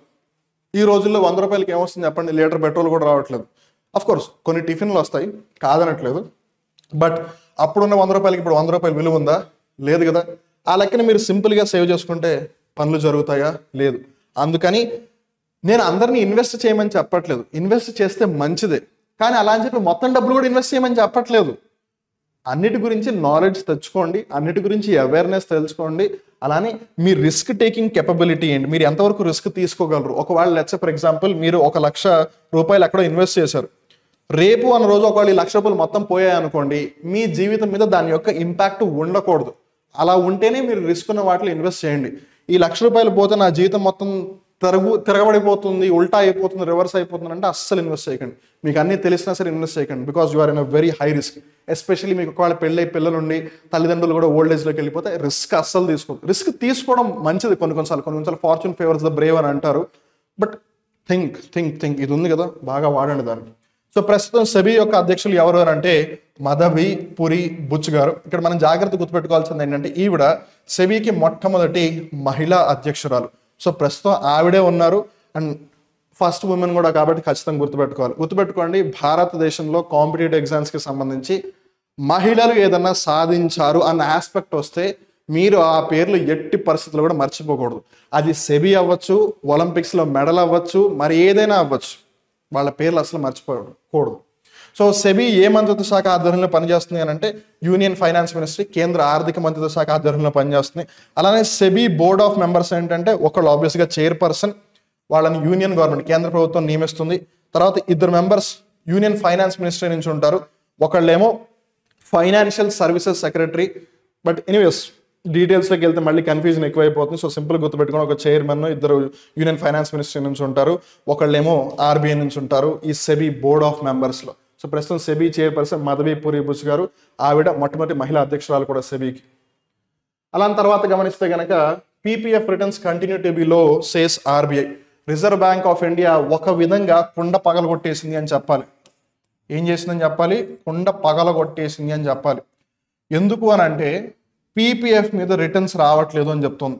చాలామంది ఎప్పుడైనా సరే లాంగ్ టర్మ్ ఇన్వెస్ట్మెంట్ అన్నప్పుడు, లాంగ్ టర్మ్ అంటే కనీసం ఒక 25 సంవత్సరాలు లేదు మినిమం 10 సంవత్సరాలు, ఒక 10 సంవత్సరాలు కనీసం అక్కడ నేను ఇన్వెస్ట్ చేయాలి, ఒక 20 సంవత్సరాలు ఇన్వెస్ట్ చేయాలి, ఒక 25 సంవత్సరాలు ఇన్వెస్ట్ చేయాలన్నప్పుడు చాలామంది కన్సిడర్ చేసేది ఈ పీపీఎఫ్, పబ్లిక్ ప్రావిడెంట్ ఫండ్. ఎంత కాదన్నా సరే ఇన్ జనరల్గా బ్యాంకుల్లో వచ్చే ఇంట్రెస్ట్ రేట్ కన్నా ఎక్కువే వస్తుంది. అలానే ఈ పీపీఎఫ్ నుంచి ఏదైతే రిటర్న్ వస్తుందో ఆ రిటర్న్ దాని మీద ట్యాక్స్ పడదు అని చెప్పి చాలామంది ఇన్వెస్ట్ చేస్తుంటారు. అఫ్కోర్స్ దాంట్లో కూడా లిమిటేషన్స్ ఉన్నాయి మళ్ళీ, బట్ స్టిల్ ఇప్పుడు ఆర్బీఐ చెప్తోంది ఏంటంటే పీపీఎఫ్ మీద రిటర్న్స్ కంటిన్యూస్గా తగ్గిపోతూ ఉన్నాయి అని. సో నేను ఇందాక అదే కదా మీకు చెప్పింది, ఎండ్ ఆఫ్ ద డే మీరు జస్ట్ సింపుల్గా దాచుకుంటే సరిపోదు, మీ మనీ గ్రో అవ్వాలి, లేదంటే ఆ 100 రూపాయల లాగా అయిపోతుంది మనందరి పరిస్థితి. సో ఒకసారి ఆలోచించండి. సో అందుకని వాటికి సంబంధించి కొంచెం ఇన్ఫర్మేషన్ గమనిస్తే కనుక కన్సిడరింగ్ పీపీఎఫ్కి సంబంధించి ఆర్బీఐ చెప్పింది కాబట్టి మనం దాని రెండింటికి సంబంధించిన స్టాటిక్ ఇన్ఫర్మేషన్ చూద్దాము. So PPF, public provident fund, invest చేయాలంటే మినిమం 500 రూపీస్ ఇన్వెస్ట్ చేయొచ్చు. అండ్ గుర్తుపెట్టుకోండి, దిస్ ఇస్ పర్ ఇయర్. మీరు కావాలంటే రోజు సర్టన్ అమౌంట్ వేస్తానన్నా వెయ్యొచ్చు, కానీ అది ఈ అమౌంట్ని దాటకూడదు. అండ్ ఇది కూడా ఇన్కమ్ ట్యాక్స్ సెక్షన్ 80C ప్రకారం ఇంతే ఎలిజిబుల్ అనమాట. That is the limit. Income tax act ప్రకారం సెక్షన్ 80C ప్రకారం this is the maximum limit. So మీరు పీపీఎఫ్లో సంవత్సరానికి 500 రూపాయలు కనీసం వేయొచ్చు, మ్యాక్సిమం వచ్చేసి 1,50,000 రూపాయలు వేయొచ్చు పీపీఎఫ్లో. ఈ పీపీఎఫ్ని రెగ్యులేట్ చేసేది ఎవరు, పీపీఎఫ్ని నియంత్రించేది ఎవరు అంటే union ministry of finance. So these are the major things. అలా ఇన్ జనరల్గా 6.5%, 7% ఇంట్రెస్ట్ ఇస్తూ ఉంటారు. వీలైతే మీరు బ్యాంక్లో వేసే బదులు ఆ పబ్లిక్ ప్రావిడెంట్ ఫండ్లో డబ్బులు వేయండి. అంటే నేను చెప్పానని వేయకండి, ఇన్వెస్ట్ చేసే ముందు దాని గురించి పూర్తిగా తెలుసుకునేయండి. అలానే ఎస్పెషల్లీ ఒకవేళ మీకు గర్ల్ చైల్డ్ ఉంటే, మీలో ఎవరికైనా ఒకవేళ పెళ్ళై మీకు ఒక అమ్మాయి కానీ 2 అమ్మాయిలు కానీ ఉంటే సుకన్య సమృద్ధి యోజన వెంటనే స్టార్ట్ చేయండి. బికాజ్ మీరు లేట్ చేస్తే మీరే ఇబ్బందులు పడతారు. It is one of the best schemes అని చెప్పొచ్చు గర్ల్ చైల్డ్ ఉన్న వాళ్ళకి. సో ఏదేమైనా రిజర్వ్ బ్యాంక్ ఆఫ్ ఇండియాని గమనిస్తే రిజర్వ్ బ్యాంక్ ఆఫ్ ఇండియాని మింట్ స్టేట్ అని కూడా అంటూ ఉంటారు. నిక్ నేమ్ అని చెప్పొచ్చు ఆర్బీఐకి, మింట్ స్టేట్ అని జాగ్రత్త గుర్తుపెట్టుకోండి. ఆర్బీఐ ఏ సంవత్సరంలో స్థాపించబడింది అని అంటే 1935 1 ఏప్రిల్న. సో ఎప్పుడు కూడా మనం డబ్బుల దగ్గరే ఫూల్ అవుతూ ఉంటాము, 10 రూపాయలు ఉండగానే ఏదో సాధించాం అనుకుంటాము. సో అట్లా గుర్తుపెట్టుకోండి. 1 ఏప్రిల్ 1935 ఇంజనీర్గా మీరు గుర్తుపెట్టుకుంటారు, నాకు ప్రాబ్లం లేదు. కానీ ఇది స్థాపించినప్పుడు యాక్చువల్గా కలకత్తాలో స్థాపించారు, తర్వాత దాన్ని ముంబైకి మార్చారు. ఎప్పుడు మార్చారు అని అంటే 1937లో ముంబైకి మార్చేశారు. సో ఆర్బీఐ ఎస్టాబ్లిష్ అయినప్పుడు Calcutta, just like the capital. ముందు కలకత్తా క్యాపిటల్గా ఉండేది, తర్వాత ఢిల్లీ అయింది. ముందు కలకత్తాలో అప్పుడు ఈవెన్ బ్రిటిష్ వాళ్ళు ఉన్నప్పుడు కూడా సుప్రీంకోర్టు తీసుకొచ్చారు, తర్వాత ఇంజనరల్గా సుప్రీంకోర్టు న్యూఢిల్లీకి వచ్చేసింది. సో ఏది ఏమైనా ఇక్కడ కూడా ఆర్బీఐ ముందు కలకత్తాలో ఉండేది, ఇప్పుడు ముంబైకి వచ్చేసింది. అలానే ఈ ఆర్బీఐ యొక్క స్థాపన ఏ కమిటీ యొక్క సూచన ప్రకారం జరిగింది అని అంటే royal commission on Indian currency and finance, Hilton young commission యొక్క సలహాలు సూచనల మేరకు ఈ ఆర్బీఐ యొక్క స్థాపన జరిగింది. చాలా చాలా important. Hilton young commission, HYC. HYD అంటే హైదరాబాద్ కదా, HYC ఆర్బీఐ యొక్క ఫార్మేషన్ గుర్తుపెట్టుకోండి. దీని యొక్క హెడ్ క్వార్టర్స్ ముంబై నగరం గుర్తుపెట్టుకోండి. సెబీ యొక్క హెడ్ క్వార్టర్స్ ముంబైయే, తర్వాత ఆర్బీఐ యొక్క హెడ్ క్వార్టర్స్ ముంబైయే, నాబార్డ్ యొక్క హెడ్ క్వార్టర్స్ ముంబైయే, అలానే చాలా వరకు వివిధ బ్యాంకుల యొక్క హెడ్ క్వార్టర్స్ కూడా ముంబైయే. అందుకనే ముంబైని ఫైనాన్షియల్ క్యాపిటల్ ఆఫ్ ఇండియా అని పిలుస్తారు, ఆర్థిక రాజధాని. అలానే ఈ ఆర్బీఐని ఎవరు ఓన్ చేసుకుంటారంటే యూనియన్ మినిస్ట్రీ ఆఫ్ ఫైనాన్స్. అలానే ఆర్బీఐ దేనికి బాధ్యత వహిస్తుంది అంటే 1 money control, 2 issuing and maintaining and supplying of Indian rupee. So ఏదైతే ఈ మనీ ఉందో ఆ మనీ యొక్క సప్లై, ఆ మనీ యొక్క మెయింటెనెన్స్, వాటిని ఇష్యూ చేయడం, వాటిని కంట్రోల్ చేయడం అంతా కూడా ఆర్బీఐ చూసుకుంటుంది. తర్వాత ఆర్బీఐకి సంబంధించిన ఆర్గనైజేషన్ స్ట్రక్చర్. సో ఆర్బీఐ ఏ విధంగా పనిచేస్తుందని గమనిస్తే ఆర్బీఐలో సెంట్రల్ బోర్డ్ ఆఫ్ డైరెక్టర్స్లో 21 మెంబర్స్ ఉంటారు. ఆర్బీఐకి ఒక గవర్నర్ ఉంటారు. ప్రస్తుతం ఎవరు ఆర్బీఐ గవర్నర్? శక్తికాంత దాస్ గారు. శక్తికాంత దాస్ గారు ఆర్బీఐ గవర్నర్. తర్వాత ఆర్బీఐకి 4 డిప్యూటీ గవర్నర్లు కూడా ఉంటారు. 2 ఫైనాన్స్ మినిస్టర్ రిప్రజెంటేటివ్స్ ఉంటారు. ఎవరు అని అంటే ఒకళ్ళు ఎకనామిక్ అఫైర్స్ సెక్రటరీ, ఇంకొకళ్ళు ఫైనాన్షియల్ సర్వీసెస్ సెక్రటరీ. సో ఆర్థిక మంత్రిత్వ శాఖ విభాగంలోనే డిఫరెంట్ డిపార్ట్మెంట్స్ ఉంటాయి. సో వాటికి సెక్రటరీస్ ఉంటారు. అట్లా ఒకళ్ళు ఎకనామిక్ అఫైర్స్ సర్వే, ఇంకొకళ్ళు సర్వే కాదు, ఎకనామిక్ అఫైర్స్ సెక్రటరీ, ఇంకొకళ్ళు ఫైనాన్షియల్ సర్వీసెస్ సెక్రటరీ. వీళ్ళిద్దరూ కూడా రిప్రజెంటేటివ్గా ఉంటారు ఇన్ జనరల్గా. కొన్నిసార్లు వీళ్ళు కాకుండా వేరే వాళ్ళైనా ఉండొచ్చు, వీళ్ళు కంపల్సరీ అని కాదు, యూజువల్లీ అప్పుడప్పుడు. సో అలానే 10 గవర్నమెంట్ నామినేటెడ్ డైరెక్టర్స్ కూడా ఉంటారు. అలానే ఈ ఆర్బీఐకి సంబంధించి 4 లోకల్ బోర్డ్స్ కూడా ఉన్నాయి, అంటే ప్రాంతీయ బోర్డులు. ఒకటి ముంబై, ఇంకోటి చెన్నై, ఇంకోటి కోల్కతా, ఇంకోటి ఢిల్లీ. సో అక్కడి నుంచి మళ్ళీ 4 వస్తారు అనమాట. సో ఈ విధంగా ఉంటుంది. మనకి ఇదంతా అవసరం లేదు, జస్ట్ ఈ రెండు ఉంటే చాలు. సో ఆర్బీఐకి ఒక గవర్నర్ ఉంటారు, 4 డెప్యూటీ గవర్నర్లు ఉంటారు. తర్వాత సైన్స్ అండ్ టెక్నాలజీకి సంబంధిస్తే what is a PC emulator and why did Apple allow it on the App Store అని చెప్పి ఒక ఆర్టికల్ అయితే వచ్చింది సైన్స్ అండ్ టెక్నాలజీకి సంబంధించి. ఇక్కడ మనం జాగ్రత్తగా గమనిస్తే ఎలా అయితే గూగుల్కి ప్లే స్టోర్ ఉందో, గూగుల్కి ఎలా అయితే ప్లే స్టోర్ ఉందో అలా యాపిల్కి యాప్ స్టోర్ ఉందన్నమాట. అక్కడ నుంచి యాప్స్ ఇన్స్టాల్ చేసుకోవచ్చు. దాంట్లో ఈ పీసీ ఎమ్యులేటర్ అని చెప్పి యాపిల్ ఒకటి తీసుకొచ్చింది, దాన్ని అలౌ చేసింది అనమాట. సో అప్పుడు డిస్కషన్ ఏంటంటే అసలు ఈ ఎమ్యులేటర్ అంటే ఏంటి అని. పీసీ అంటే పర్సనల్ కంప్యూటర్, పీసీ అంటే పర్సనల్ కంప్యూటర్ అంటే మనం వ్యక్తిగతంగా మనం వాడే కంప్యూటర్, మన ల్యాప్టాప్లు పర్సనల్ కంప్యూటర్ అదనమాట. మరి ఇంతకీ ఎమ్యులేటర్ అంటే ఏంటి? మీలో చాలా మందికి తెలిసే ఉంటుంది, బట్ తెలియని వాళ్ళు జాగ్రత్తగా ఫోకస్ చేయండి.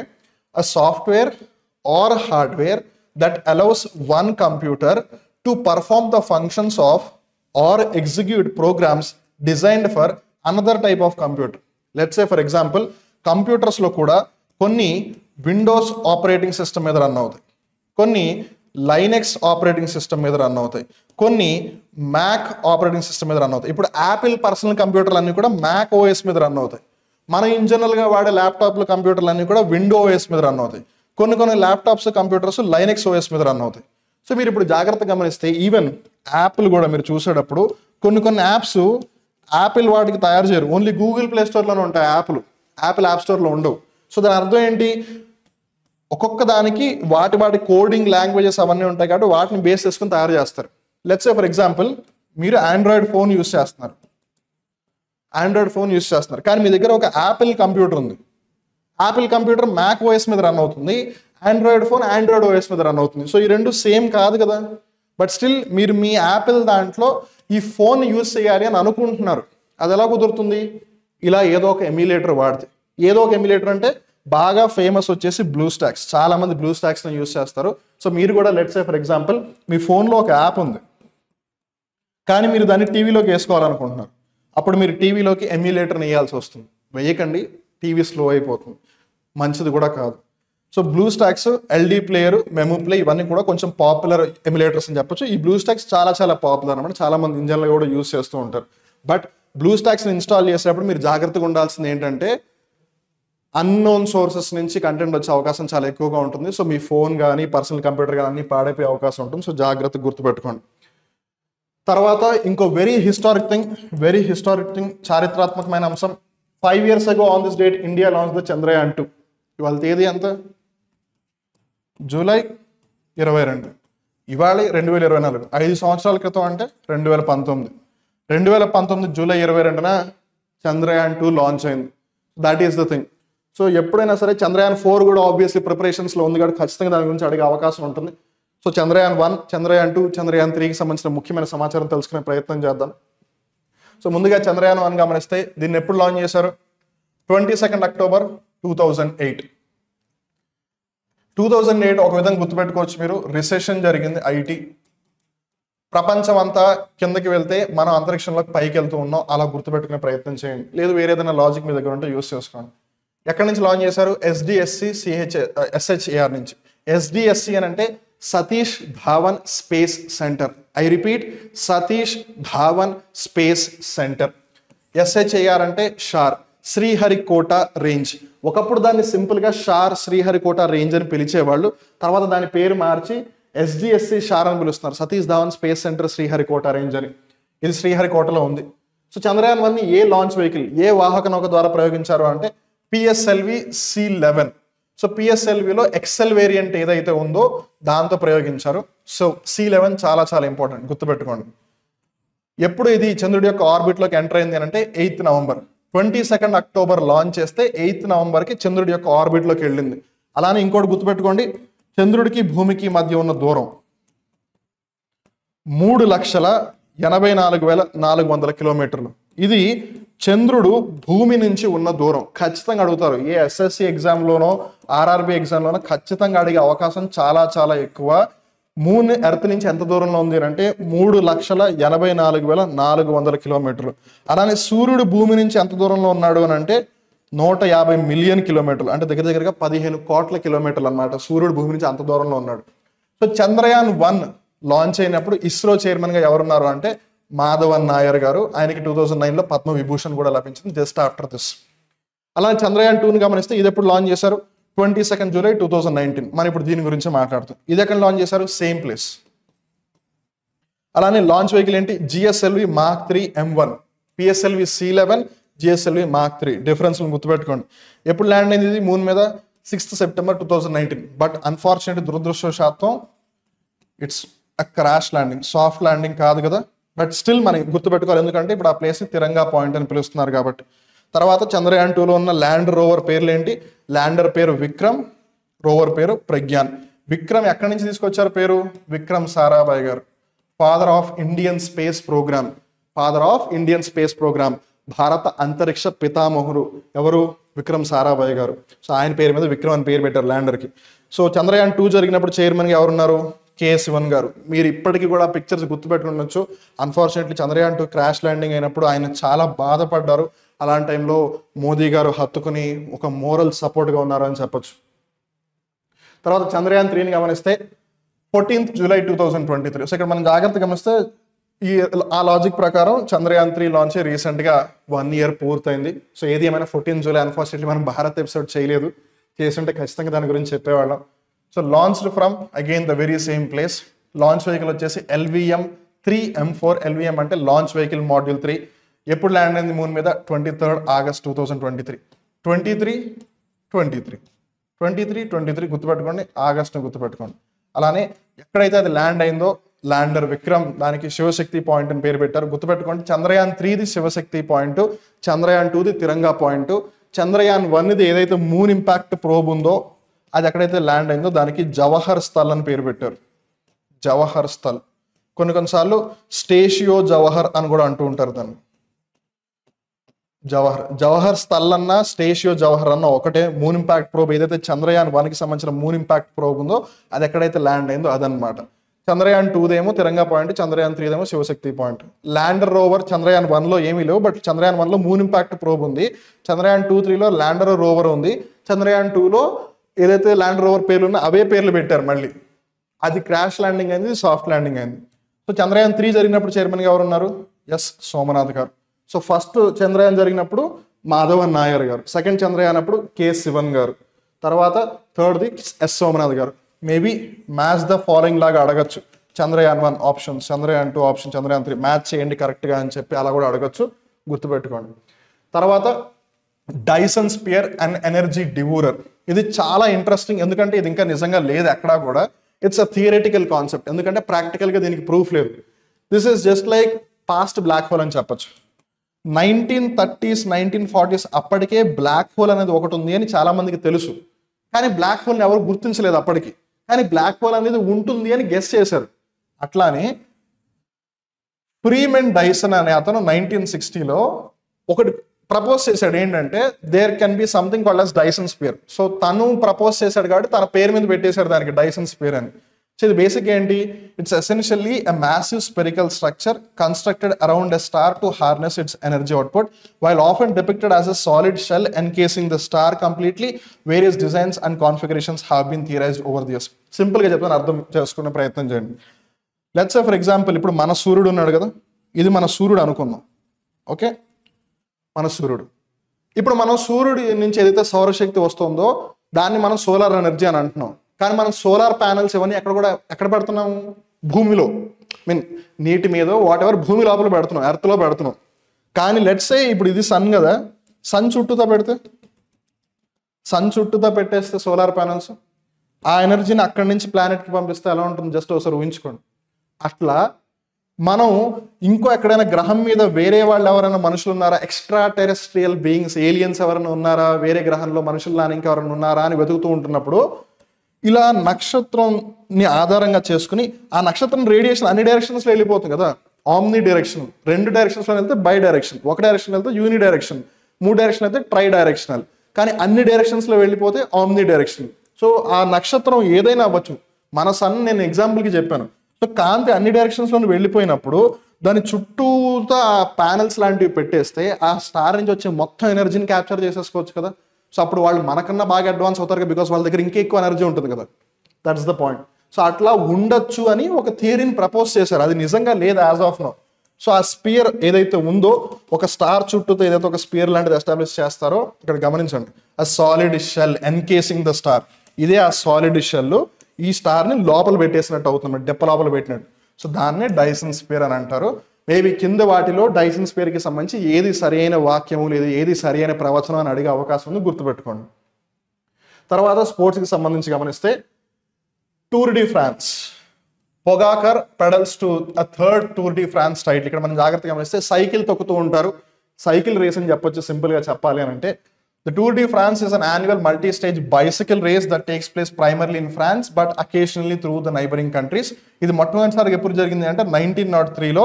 It's like a grand tour, అంటే డిఫరెంట్ ప్లేసెస్ లో జరుగుతాయి. మోస్ట్లీ ఫ్రాన్స్ లో జరుగుతుంది, కొన్నిసార్లు ఫ్రాన్స్ చుట్టుపక్కల ఉన్న కంట్రీస్ లో కూడా కండక్ట్ చేస్తారు. సో ఫ్రాన్స్ అంతా కూడా ఒక టూర్ వేసినట్లాగా అనమాట సైకిల్ మీద, అందుకని దానికి టూర్ డి ఫ్రాన్స్ అని పెట్టారు. యాక్చువల్గా ఒక పాయింట్ ఆఫ్ టైంలో ఒక మ్యాగజైన్ కంపెనీ వాళ్ళ మ్యాగజైన్ సర్క్యులేషన్ కోసం ఒక చిన్న టూర్ లాంటిది కండక్ట్ చేసింది. దాంట్లో ఎవరు ఫస్ట్ వస్తే వాళ్ళకి మేము ఎల్లో కలర్ టీ షర్ట్ ఇస్తాము అని చెప్పింది అనమాట. సో అట్లా అది పాపులర్ అయిపోయింది, అప్పటి నుంచి జరుగుతూనే ఉంది. ఓన్లీ సెకండ్ వరల్డ్ వార్ జరిగినప్పుడు మటుకే దాని మధ్యలో బ్రేక్ ఇచ్చారు, మిగిలిన అన్నిసార్లు కూడా అది కంటిన్యూస్గా జరుగుతూనే ఉంది. ఇన్ఫ్యాక్ట్ ఒకప్పుడు లాన్స్ ఆమ్స్ట్రాంగ్ అనే ఒక person 7 Tour de France titles ఉంటే తర్వాత డోపింగ్ డ్రగ్ ఏదో తీసుకున్న అవన్నీ గెలిచాడు అని చెప్పి ఆ 7 టైటిల్స్ ని వెనక్కి తీసేసుకున్నారు. అదే ఈ tour de France. So winner of tour de France 2024 ఎవరు? Tadej Pogacar. Winner of tour de France 2023 ఎవరు? జోనాస్ వింగేగార్డ్ లేదా వింజ్గార్డ్ అని చెప్పొచ్చు. దీని గురించి మన ఇండియాలో అంతగా అవగాహన లేదు, బట్ స్టిల్ చాలా మంది ఇందులో పార్టిసిపేట్ చేసే ప్రయత్నం అయితే చేస్తారు. తర్వాత వచ్చి గమనిస్తే face and Amritraj inducted in to the hall of fame. ఇక్కడ మనం జాగ్రత్తగా గమనిస్తే ఇండియా చరిత్ర లిఖించింది అని చెప్పొచ్చు. టెన్నిస్ కి సంబంధించి హాల్ ఆఫ్ ఫేమ్ ఏదైతే ఉందో అందులో ఫస్ట్ ఏషియన్ మెన్ అన్నమాట. Not only just from India, భారతదేశం నుంచి మట్టుకే కాదు, మొత్తం ఆసియా ఖండం నుంచి ఎవరెవరైతే టెన్నిస్ ఆడారో ఇప్పటి వరకు వాళ్ళందరినీ కన్సిడర్ చేసుకున్న first Asian men to be inducted in to the international tennis hall of fame. ఇద్దరిని తీసుకున్నారు ఇండియా నుంచి. అండ్ ఏషియా నుంచి ఇప్పుడు వరకు అసలు పురుషులను ఎవరిని తీసుకోలేదు, తీసుకోవడమే ఇద్దరిని తీసుకున్నారు. వాళ్ళు ఇద్దరు ఇండియన్స్ అవడం మన అదృష్టం అని చెప్పాలి. సో ఒకళ్ళు విజయ్ అమృతరాజ్ గారు, ఇంకొకళ్ళు లియాండర్ పేస్ గారు. ఈ పేరు మేబీ అంతగా తెలియకపోవచ్చు మీలో చాలా మందికి, బట్ రాదర్ మీరు టెన్నిస్ మ్యాచెస్ ఫ్రీక్వెంట్ గా చూస్తే ఆయన కామెంటేటర్ గా అనలిస్ట్ గా ఉంటారన్నమాట. హర్ష భోగ్లే లాగా. క్రికెట్ కి పెద్దగా ఆడిన ఎక్కడ దాఖలాలు మనకు కనిపించవు, కానీ కామెంటేటర్ గా మనకి బాగా తెలుసు హర్ష భోగ్లే గారు. అలా టెన్నిస్ కి విజయ్ అమృతరాజ్ గారు అనమాట.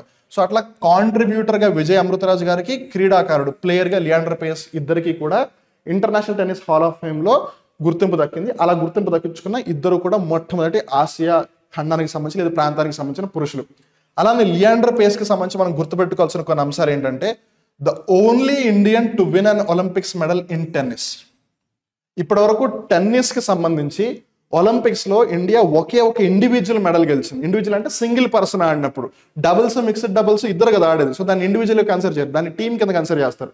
So singles, men singles, women singles అన్నింటిలో కూడా ఇప్పటి వరకు టెన్నిస్ లో ఇండియా ఒకసారి మెడల్ గెలిచింది. అది ఎప్పుడు 1996 అట్లాంటాలో ఒలింపిక్స్ జరిగినప్పుడు లియాండర్ పేస్ బ్రాంజ్ మెడల్ గెలిచాడు. సెమీఫైనల్స్కి వెళ్ళి ఓడిపోయాడు అన్ఫార్చునేట్లీ. అండ్ మోర్ ఓవర్ ఆ మెడల్ ఏంటిది? First Indian to win an Olympic medal in 44 years. So అంతకు ముందు ఎప్పుడో ఒకసారి 44 years. 1996 44 years ముందు అంటే అంత 1952 హెల్సింకి అంటే ఫిన్లాండ్ క్యాపిటల్ అనమాట. సో రైట్ అంతే, Norway Oslo, Sweden Stockholm, Finland Helsinki. So Finland హెల్సింకిలో ఒలింపిక్స్ జరిగినప్పుడు కేడి జాదవ్ అనే అతను రెస్లింగ్ లో ఒక మెడల్ గెలుచుకున్నారు. ఐ థింక్ ఆయన కూడా బ్రాంజ్ మెడల్ గెలిచినట్టు ఉన్నారు, కేడి జాదవ్ గారు కూడా. ఆయన 1952లో ఇండివిజువల్ సింగిల్ పర్సన్ మెడల్ గెలిచారు. తర్వాత మళ్ళీ 1996 వరకు ఇండివిజువల్ మెడలే రాలేదు ఇండియాకి అసలు.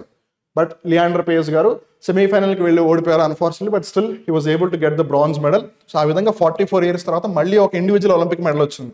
అలానే లియాండర్ పేస్ సంబంధించి ఒక వెరీ ఇంపార్టెంట్ హిస్టరీలో థింగ్ ఏంటంటే one of only 3 men in tennis history to achieve career grand slams in both men's and mixed doubles. Career grand slams అంటే టెన్నిస్లో 4 గ్రాండ్ స్లామ్స్ ఉన్నాయి. ఒకటి సంవత్సరం మొదట్లో జరిగే ఆస్ట్రేలియన్ ఓపెన్, తర్వాత జరిగే ఫ్రెంచ్ ఓపెన్, తర్వాత జరిగే వింబుల్డన్ ఓపెన్, తర్వాత జరిగే యుఎస్ ఓపెన్. ఆస్ట్రేలియా జనవరి అట్లా జరుగుతుంది, ఫ్రెంచ్ ఓపెన్ మే జూన్లో జరుగుతుంది, వింబుల్డన్ జూన్ జూలైలో జరుగుతుంది, యుఎస్ ఓపెన్ సెప్టెంబర్లో జరుగుతుంది. So Australian, French, Wimbledon, US French ఓపెన్ని రోలాండ్ గ్యారోస్ అని కూడా అంటూ ఉంటారు. So Australian, French, Wimbledon, US ఈ 4 గ్రాండ్ స్లామ్లు ఎవరైతే గెలుస్తారో వాళ్ళని కెరీర్ స్లామ్ అని అంటారు. అలానే ఒకవేళ ఒలింపిక్స్ జరిగినప్పుడు ఈ 4 గ్రాండ్ స్లామ్తో పాటు అది కూడా గెలిస్తే దాన్ని గోల్డెన్ స్లామ్ అని అంటారు. సో ఏదేమైనా గోల్డెన్ స్లామ్ అయితే కాదు, ఈ 4 గ్రాండ్ స్లామ్లు గెలిస్తే ఎప్పుడో ఒకసారి కనీసం గెలిస్తే కెరీర్ స్లామ్ అంటారు. అట్లా మెన్స్ డబుల్స్లోనూ మిక్స్డ్ డబుల్స్, మెన్స్ డబుల్ అంటే ఒక పురుషుడు ఇంకో పురుషుడు ఇద్దరు కలిసి ఆడితే, మిక్స్డ్ డబుల్స్ ఒక మెన్ ఇంకో ఉమెన్ కలిసి ఆడతాయి. సో అట్లా మిక్స్డ్ డబుల్స్లోను మెన్స్ డబుల్స్ రెండింటిలోనూ కూడా కెరీర్ స్లామ్ తెచ్చుకున్న 3 వ్యక్తుల్లో ఒకళ్ళు లియాండర్ పేస్ అనమాట. దాన్ని జాగ్రత్త గుర్తుపెట్టుకోవాలి. సో ఏది ఏమైనా that brings us to the end of today's Bharat the Daily Current Affairs show. I hope you liked it. చూసారు కదా, ఎండ్ ఆఫ్ ద డే మీకు క్వాలిటీ కంటెంట్ ఇవ్వాలి, ఆ కంటెంట్ మీకు ఉపయోగపడాలి అనే ఉద్దేశంతోనే ఇంత క్వాలిటీ కంటెంట్ ఇచ్చే ప్రయత్నం చేస్తున్నాం. చాలామంది అనుకోవచ్చు చాలా ఎక్కువ టైం తీసుకుంటున్నారు మాస్టర్ అని. క్వాలిటీ కంటెంట్ సినిమా తీయడం ఎంత టైం పడుతుందో క్వాలిటీ కంటెంట్ మీకు ఇవ్వడం, ఆ క్వాలిటీ కంటెంట్ని మీకు అబ్జర్వ్ చేసుకునే టైం కూడా అంత ఇవ్వాలి. ఇదంతా కూడా నేను కావాలంటే 10 నిమిషాలు 15 నిమిషాలు కూడా చెప్పచ్చు. కానీ మీరు జస్ట్ చదువుతారు, పేర్లు బట్టి కొట్టి గుర్తుపెట్టుకునే ప్రయత్నం చేస్తారు. If you are not aware of these things that are happening, మీరు ఒకవేళ న్యూస్ పేపర్ కూడా చదవట్లేదు, ఇన్ జనరల్గా బయట ఏం జరుగుతుందో తెలుసుకోలేకపోతున్నారు, అప్పుడు ఇది తెలుసుకోవాలంటే మీకు చాలా ఇబ్బంది పడతారు. సో ఇక్కడ ఏంటి, న్యూస్ పేపర్లో ఆ అంశం ఎందుకు వచ్చింది, దాని వెనక ఉన్న బ్యాక్గ్రౌండ్ ఏంటి, అది కూడా తెలుసుకుని దానికి సంబంధించిన స్టాటిక్ ఇన్ఫర్మేషన్ మనం తెలుసుకునే ప్రయత్నం చేస్తున్నాం. కాబట్టి it becomes sort of very important and also quite significant as well. So ఈ వీడియో మీకు నచ్చినట్లయితే లైక్ చేయండి. అండ్ మరొకసారి మీ అందరికీ గుర్తు చేస్తున్నాను, Bharat the daily current affairs show ఒక్కటే కాదు, ఇంగ్లీష్కి సంబంధించి ఎడిటోరియల్ అనాలిసిస్, దస్కా దమ్ము, పోలీస్ యజ్ఞం ఇవన్నీ కూడా కార్యక్రమాలు మీకోసమే తీసుకురావడం జరిగింది శివారెడ్డి లాజిక్స్ యూట్యూబ్ ఛానల్లో. సో మీరు ఇలానే సపోర్ట్ చేస్తూ ఉండండి, మీకోసం మరిన్ని కార్యక్రమాలు తీసుకొస్తూ ఉంటాము. సో మీరు కనుక శివారెడ్డి లాజిక్స్ యూట్యూబ్ ఛానల్ ఇప్పటివరకు సబ్స్క్రైబ్ చేసుకోకపోయినట్టయితే ప్లీజ్ డూ సబ్స్క్రైబ్. అలానే పక్కనున్న బెల్ బటన్ కూడా ప్రెస్ చేయండి. సో దట్ లెట్స్ సే రేపు ఒక రోజు ఎప్పుడైనా లైవ్ సెషన్ కండక్ట్ చేసినా మీకు వెంటనే నోటిఫికేషన్ కూడా వస్తుంది. అలానే ఎప్పటికప్పుడు మీరు అప్డేటెడ్గా కూడా ఉంటారు. అలానే ఇన్స్టాగ్రామ్లోను టెలిగ్రామ్లో కూడా మీరు మమ్మల్ని ఫాలో అవ్వచ్చు. ఇన్స్టాగ్రామ్లో శివారెడ్డి లాజిక్స్ని ఫాలో కండి. అలానే టెలిగ్రామ్లో శివారెడ్డి లాజిక్స్ ఛానల్ మీరు జాయిన్ అయితే కనుక ఈ పీడిఎఫ్ డైలీ మీకు అక్కడ అప్లోడ్ కూడా చేస్తారు. సో మీ రివిజన్కి కానీ ప్రిపరేషన్ కానీ మీకు బాగా హెల్ప్ అవుతుంది. ఆన్ దట్ నోట్ మళ్ళీ రేపటి Bharat the daily current affairs షోలో కలుద్దాం. అప్పటి వరకు నేను మీ వివేక్.